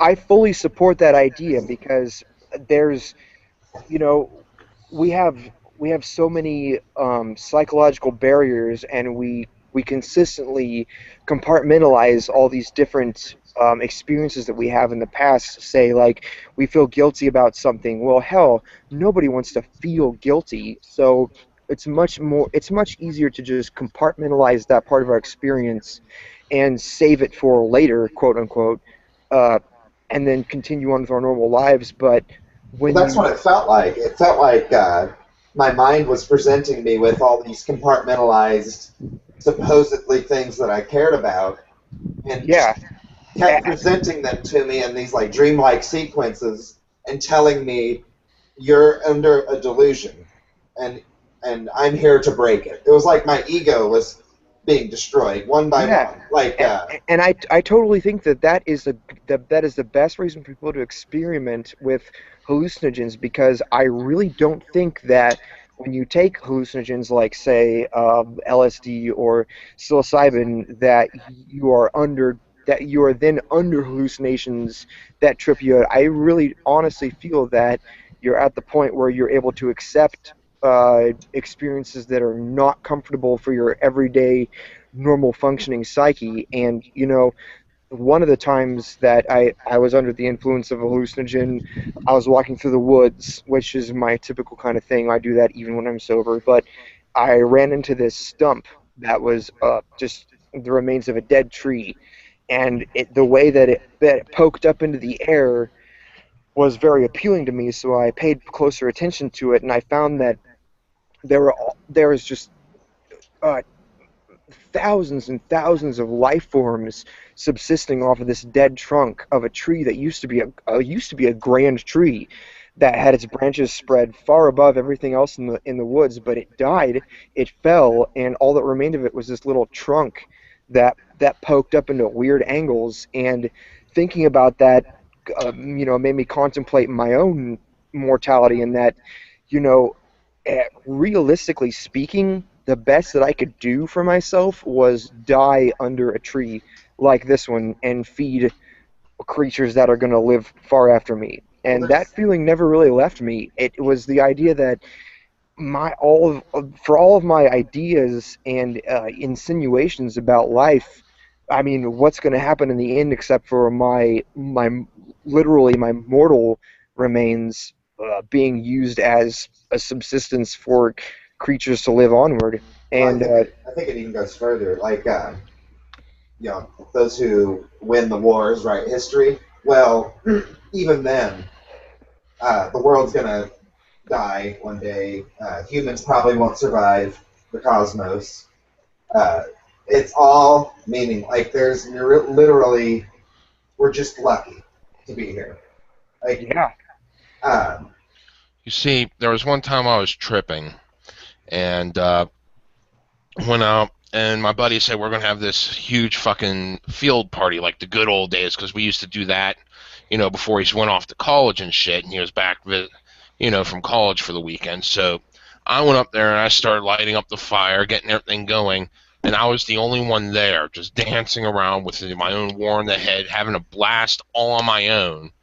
And then someone came up and said, "Dude, the party's not here; it's down there." So I reluctantly put down the fire, went inside my buddy's house, which was like real close to where the field was where we used to party. And my entire thought was, yeah, this is nice, but I wanted to go back. I wanted to reject all this shit that was put in front of me, that, the nice stereo, the TV, the fucking everything, just go back and fucking dance around my fire. yeah. See, what happened to me? I'd watched Sin City, like right in the initial stages, like kind of the where everything kind of starts looking oily. Kind of you might see like the room get taller in one corner. yeah, Like kind of the beginning visuals started happening. I watched Sin City, which is very kind of over the top, kind of violent, kind of film noir comic book movie. But then I started listening to some music, and that really started getting my thought processes all fucked up. Like I'd hear the guys, sing a lyric, and it just would would kind of melt away what I thought he meant when I was sober, right? Like, and it started confusing me, right? I get really kind of, what the fuck? And then it broke down even further to where it was just gibberish. Like people would be talking, and all I would hear is blah blah blah blah blah blah, and Sure, yeah. the further and further it went along, the more broken down everything became. So I put in the original Alien movie, okay, which was probably a mistake No, no. because when he goes down into uh, the bowels of the spaceship and there's all those eggs and that thing grabbed his face, that's when I kind of lose memory of things because it happened and it shocked me and everything that was outside of me, like reality, like the things I could touch and feel, just disappeared. Like it was just one instant, it was there. The next moment, I was in this completely hypnotic realm that I can't describe. Like it's hard to really put to words. And I'd opened my eyes, and it was still there. Like I couldn't see this anymore. I wasn't here anymore, and because of that, I had to just turn off the lights and lay down. I couldn't move. I couldn't go anywhere. I didn't understand anything. Like I was not effectively. I was not a human being anymore for a few hours. Right. I was just in this dream world, which was pretty actually nightmarish. But just the further and further it went along, and when it finally peaked, it was so bad that I just finally decided uh, that I am nothing. I am just a piece of dust in the wind, and then I started coming down off of that, and the realization that I came to, and coming down from that was super depressing.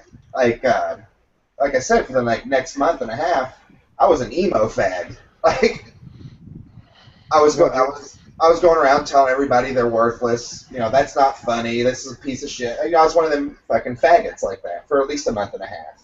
yeah, you can hardly be blamed though. I mean, that thought comes to anybody who confronts their mortality to that extent for the first time. You know, Mm. it's not, and that's I mean, going back to talking about the music that we were discussing, like at when I was, at the time that I experimented with a lot of different mind altering substances, that was sort of the time that I was developing my taste, so to speak, for black metal and death metal, and I had never really given that much thought to it beyond the egotistical content of like, wow, this kind of makes me a hard ass for listening to music about getting killed.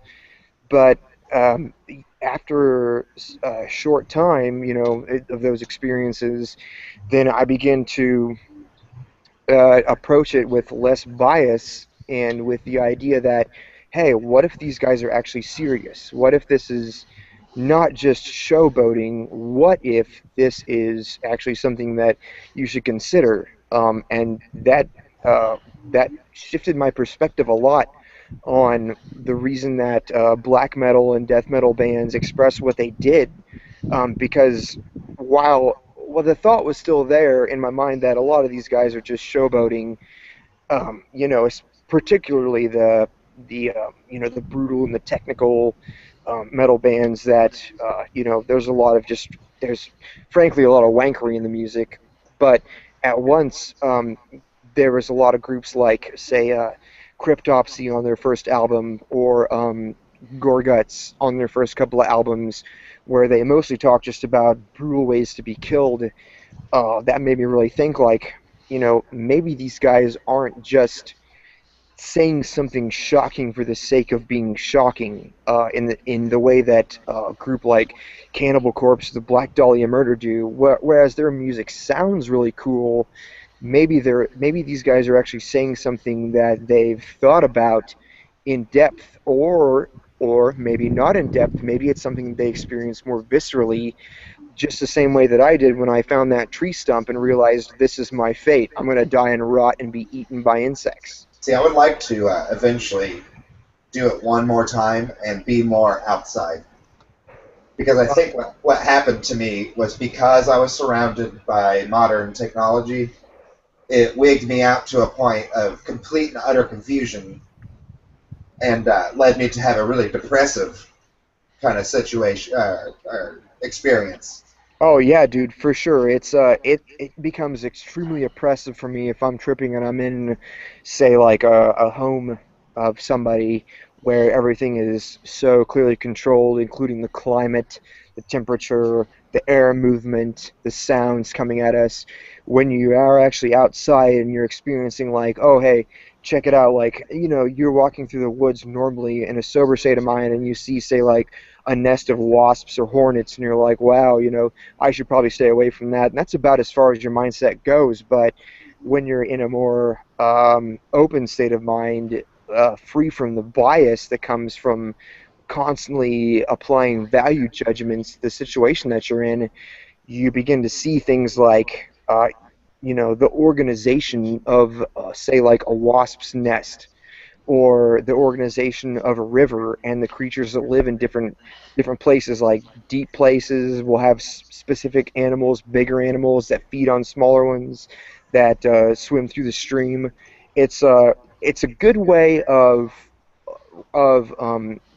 anticipating the connections between larger ecosystems. And ecosystems don't just apply naturally, but they apply socially too. No. And I mean, that's one of the reasons I think that it's so difficult to communicate with people while you're tripping. It's Yeah, a it common just joke. There, Oh, go go ahead, ahead. Ted. there was one time I was tripping. I went on this huge pseudo philosophical spiel that the concept of deity is based upon how much death it can create. Now then, to emphasize this point, I was fucking tripped out and there were some ants at my feet, so I fucking stepped on them. And of course, they fucking flurried away because, fucking death is near, pheromone was everywhere. And I told my friends that they're now in their fearful state. Soon they will come to worship me.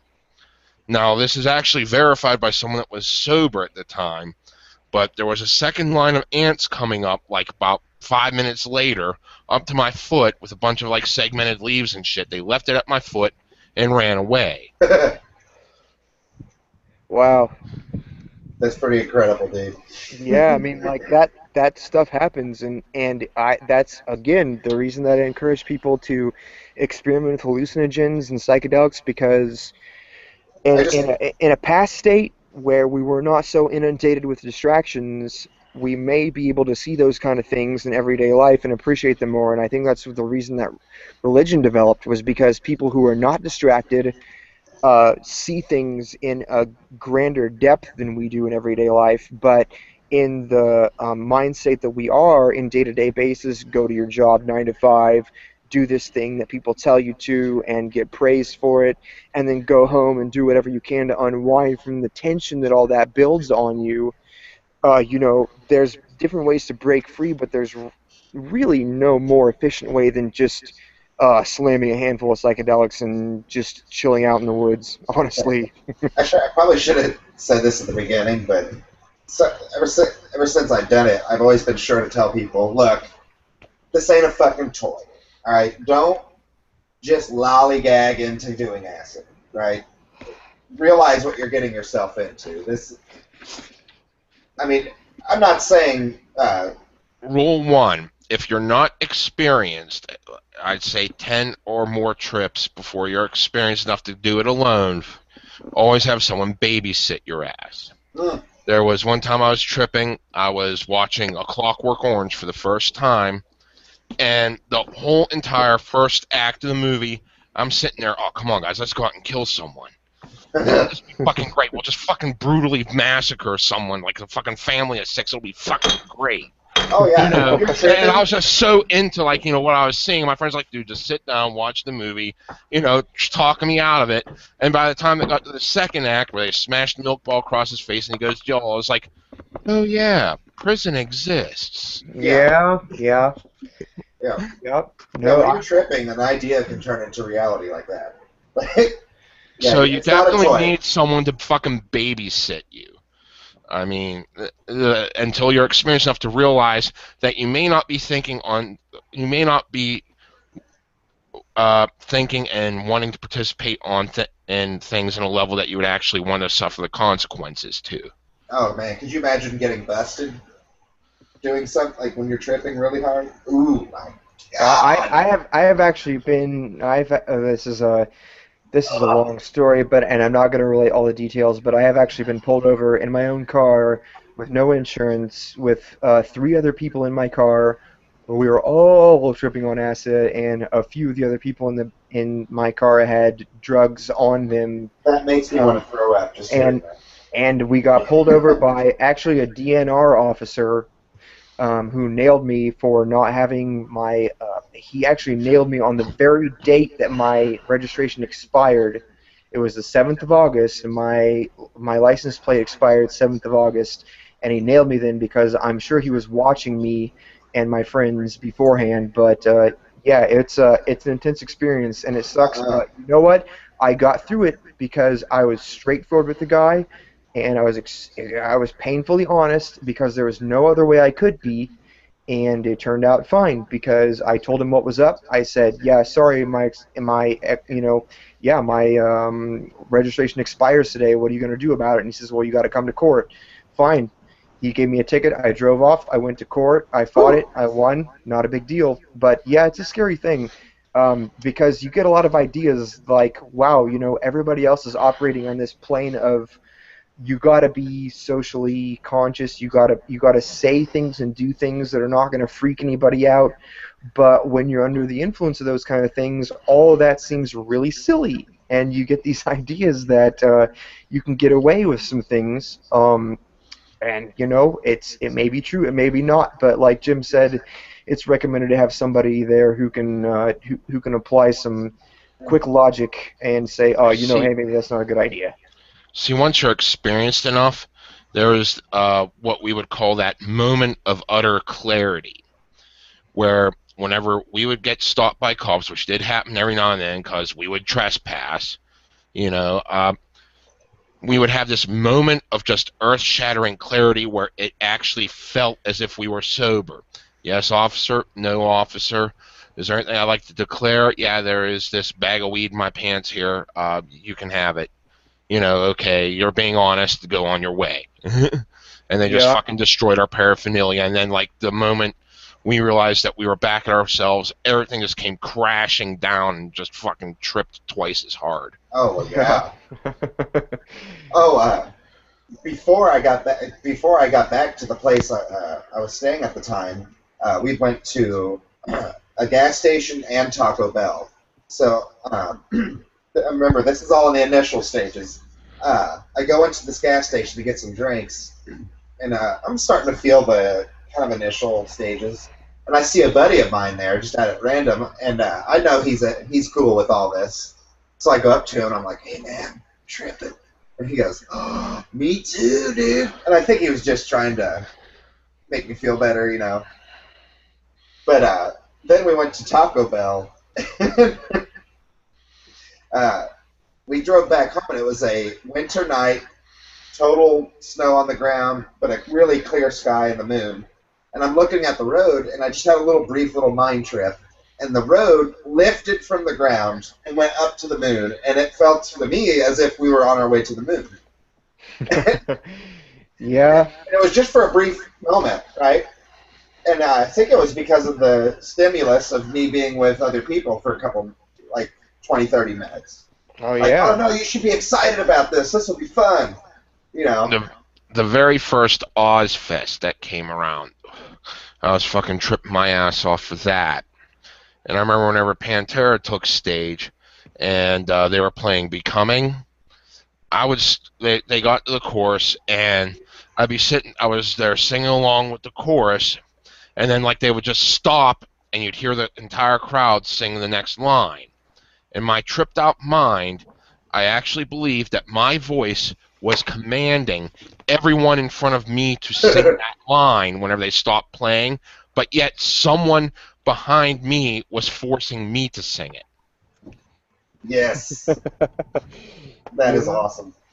There's definitely in the best states that you get, there's definitely a breakdown um, between causal influences. Like the cause and effect uh, doesn't matter so much anymore. The cause and effect are one and the same. Things that happen right now are Yeah, determined by things in the past, and the things that happen in the past determine things in the future. But it's almost like the things in the future are already set and are determining what you're doing at the moment. So, that's also another reason that I encourage people to experiment with psychedelics, because yeah, it increases your perspective of causality in that there's really no such thing as past and future. You're pretty much just along for the ride, so to yeah. speak. It's a real shame if you look into the history of LSD and look up Dr. Albert Hoffman, who discovered the drug on accident. He was just trying to create a medicine for what were called cluster migraines, which is a very rare but very, very painful and severe form of migraines. And lysergic diethylamide was part of the ingredient that got onto his hands and uh, seeped into his skin. And he was riding his bike home, and he started having these really lucid, what he described as dreams, but while he was awake. But soon after that, he got really fascinated with it, and he was responsible for all the research that came out of this. So we have guys like Timothy Leary who really are just after effects. But all of this used to be taken seriously, like as legitimate research, up until a point, and then it became this big, evil, nasty, evil thing when it really shouldn't be. I believe it should be a legitimate area of research where we allow people to uh, really evaluate things under the influence of this drug. It leads to new perspectives and ways of thinking, even though it might scare the fucking shit out of some people, which that happened to me. I definitely learned some things from it that I honestly don't believe I would have learned otherwise. I kind of Yeah. look at it like a Buddhist monk has their entire life to meditate on these things, right? They Oh, focus their entire life on it.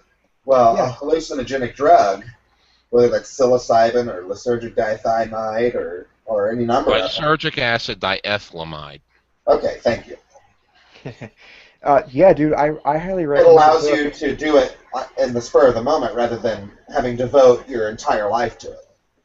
Yeah, it does, but there's a benefit and a drawback to that. And the benefit is obviously the easy access, but the drawback is that you haven't developed the mind state in order to really apply that kind of experience and knowledge. And I'll Sure. relate an anecdote from a really great book that I recommend if you're not afraid of somebody talking about UFO abductions, but you'll just have to bear with it. It's a great book. It's called The Holographic Universe. And give me one second while I run a Bing search on the author, because it's been a couple of years since I read it. But basically, this guy describes the reason that the universe is the way it is, and it's because the universe is a representative by a hologram. And if you've ever seen holographic film, it's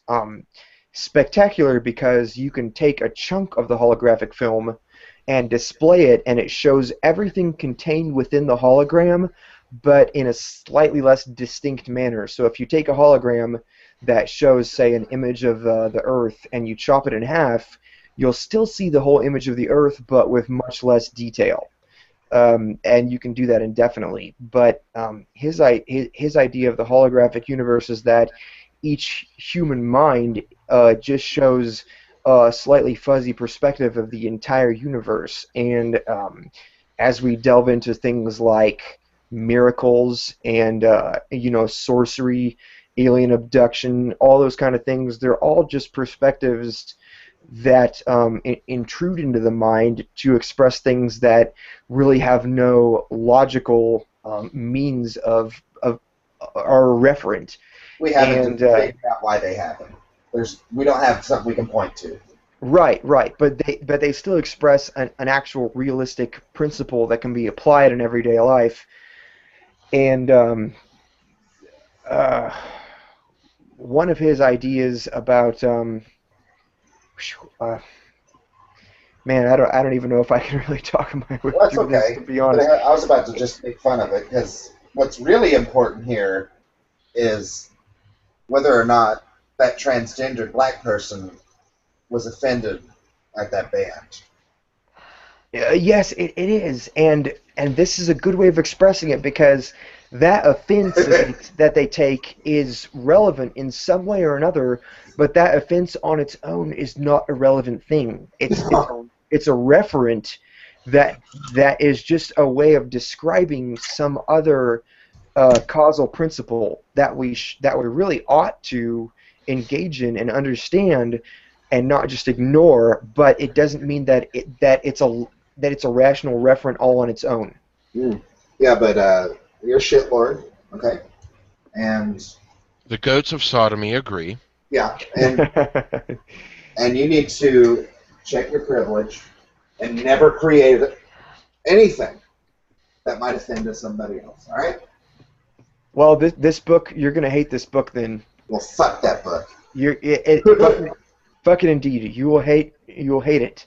I'm searching the author right now just so I can give everybody an idea. It was a paperback released in September 6th of 2011. Name the shitlord. Name him. Probably English. His name is Michael Talbot. Mm.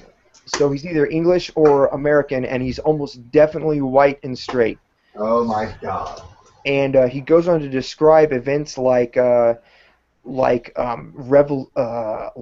religious revolutions in which people harmed themselves with guillotines and massive stone crushing mechanisms and swords. But they harmed themselves intentionally and suffered no lasting physical damage. He even talks about a physician who lays hands on people to heal them. He talks about people who practice what they call psychometry, which is basically just touching an object and understanding the human interactions that the object has gone through over a period of time. And archaeologists have used this in the past. He talks about faith healers, and he talks about the way that psychology affects our health and how some diseases are caused by psychological imbalances. So there's a lot of Carl Jung in his ideas. So it's recommended that you're familiar at least with a book like Man and His Symbols by Carl Jung and his followers. But all in all, it's a great book. It's called The Holographic Universe: The Revolutionary Theory of Reality by Michael Talbot. Highly recommended. You can Sure. get it for like $12 on Amazon. Okay. Yeah. Yeah. I'll check it out. Sounds interesting. I really think a lot of that can be debunked, but I'm open to listen to it for sure. Yeah, no, I'm with you. I'm a skeptic. I'm a skeptic to the core, and but I'm also passionate about meaning and purpose in life. So Yeah. this kind of thing it exactly hits the nerve that people like. I think you and I would are looking for something that is rational in the sense that it is not. What do you call it? Sensational. It's not sensationalized by any means, but it's also naive in that it doesn't begin with any bias or prejudice. It simply accepts events for what happened and tries to explain the reason for them. Sure. Okay. So, it's getting pretty late. I mean, is there anything else you think we could dive into, or do you think we need to wrap anything up that we didn't yet, or Chainsaws. chainsaws? Chainsaw launchers.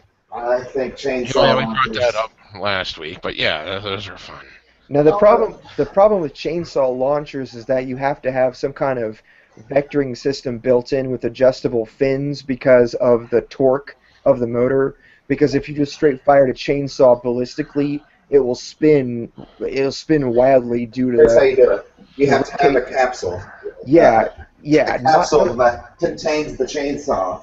Once yeah. it gets close to its target, though, it opens up.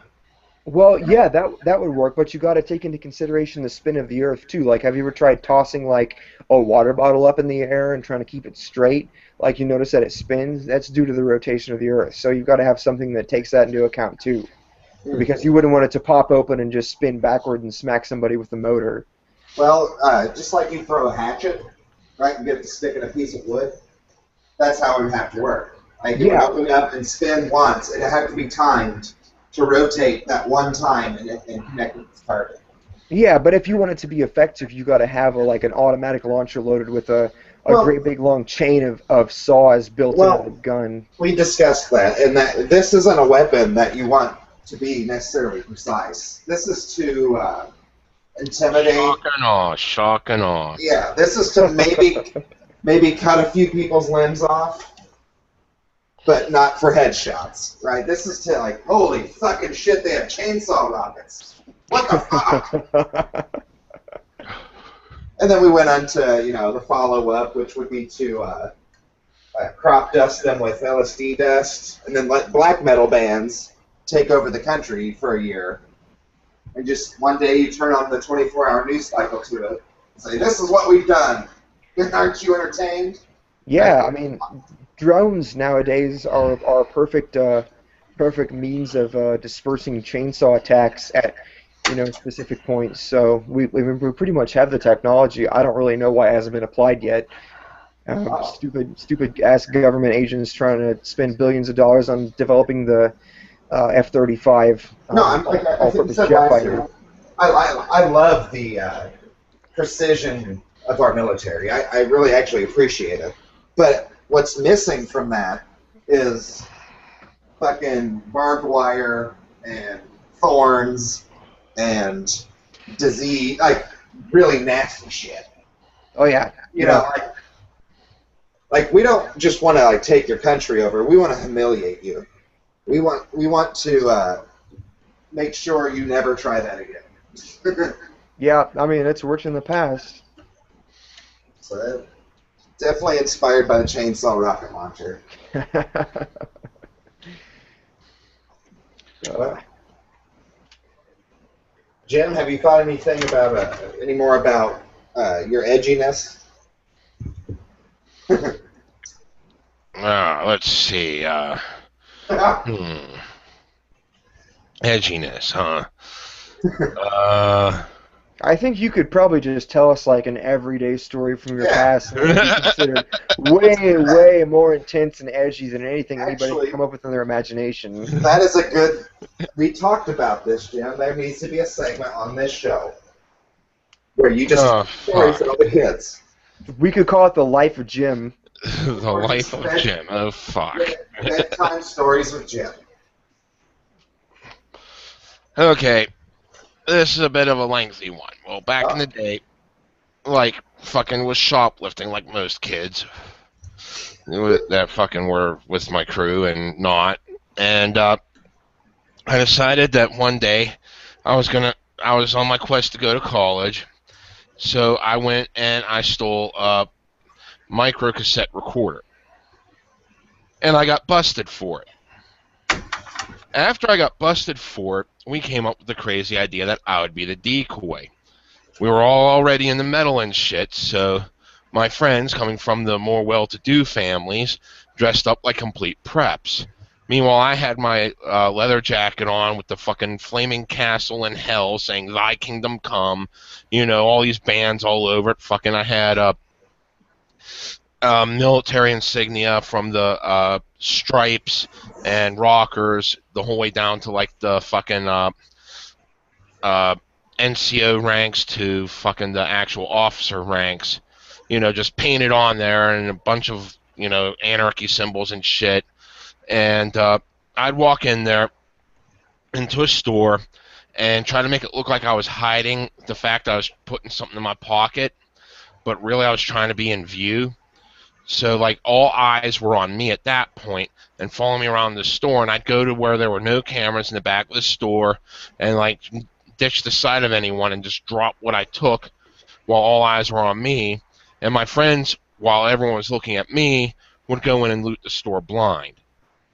Wow. I'm floored So already, man. Huh? I said I'm floored already. Please continue.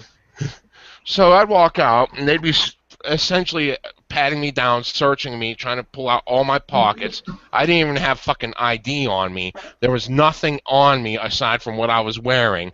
And my friends would be walking out with their loose clothes filled to the max, and none were the wiser till like probably about a year into this cycle, whenever they started changing their tactics and we started realizing they were.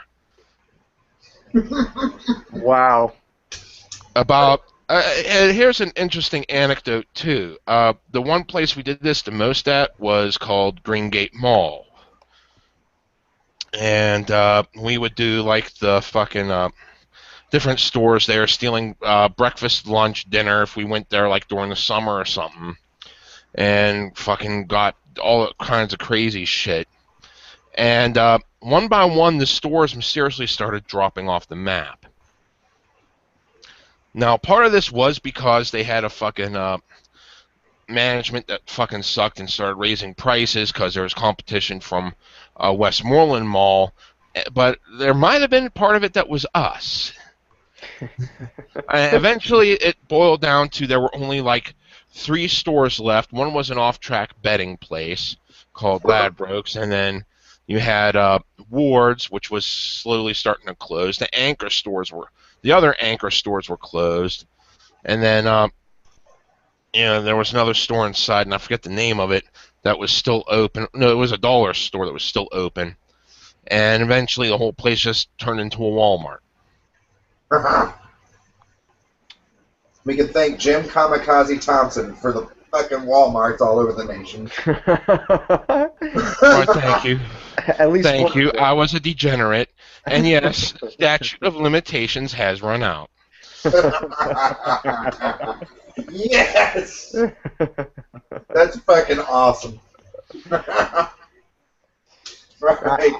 I think Jim wins the edgy trophy. Not even trying. It's really kind of embarrassing for everybody else. Yeah. But man. I'm gonna throw away my Limp Bizkit CDs now. Yeah! Woohoo! Beavis wins. Fatality. That sounds like a great fucking idea to watch some Beavis and fucking Butthead tonight. But Oh yeah. I have no way to watch them, so. Anyways, I think we just like at one point just decided, fuck all this, we're gonna just talk about the absolute most insane shit we could possibly come up with. So, it worked out pretty well. it was good. I enjoyed it. I had a good time. I think we definitely more focused in the first half and then kind of just trailed off, but I don't mind that we did. It was fun. It was fun. It's shit that I would listen to. Yeah. I mean, if we're not having fun with this, fuck it. Yeah, Right. exactly. Well, guys, I think we're good to go. We had to do it a little early this week because I have a fucking busy as fuck work schedule. I just remembered I have to fucking work tomorrow. Yeah, me too. Oh, Right. I gotta be at work in about 3 hours, 4 hours. Get that rock star going. Oh yeah, I will. All right, man. I already got like 4 in me just Oh, in this podcast. So. You have to. There you go. You might as well just go find the meth dealer and get it over with. It's like doing a line of coke off a stripper's belly.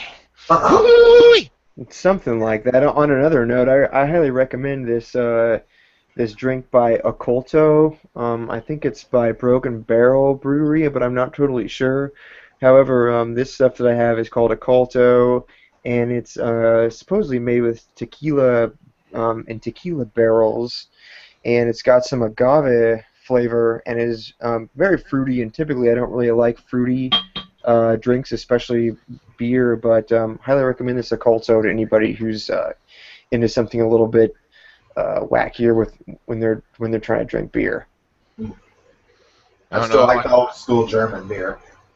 Yeah, me too. I mean, there's nothing wrong with the classics, but when you expand out occasionally, you find something that's actually kind of interesting, and I just happened to hit on that recently.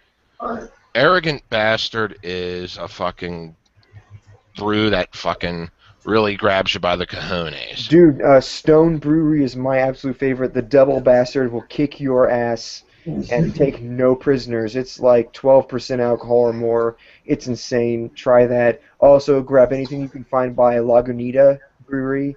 That stuff is awful tasty. Mm.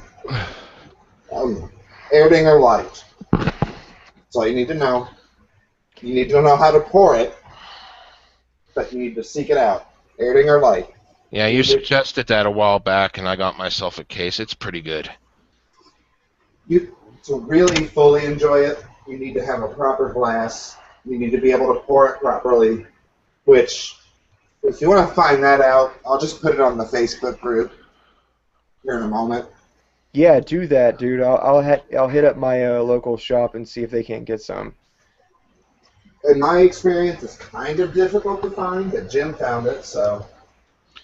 Well, a local beer store actually specializes in different weird shit from around everywhere. I mean, and the funny part is I go in there and I buy some of this shit, and the person's like, how the hell do you find out about this stuff? The internet. Friends on the internet. Yeah, exactly. That question in 2015 is laughable.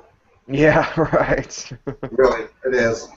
All right, guys. I'm gonna get off here. I'm gonna get some things cleaned up around my apartment. All that shit. I got shit to do yet, so. Yeah, I got. A night. Yep, the sodomized goat monkeys. Thank you. Oh, you're welcome. It's been fun. Have a good one. Yeah, absolutely. Take it easy, guys. Have a good night, guys. Later.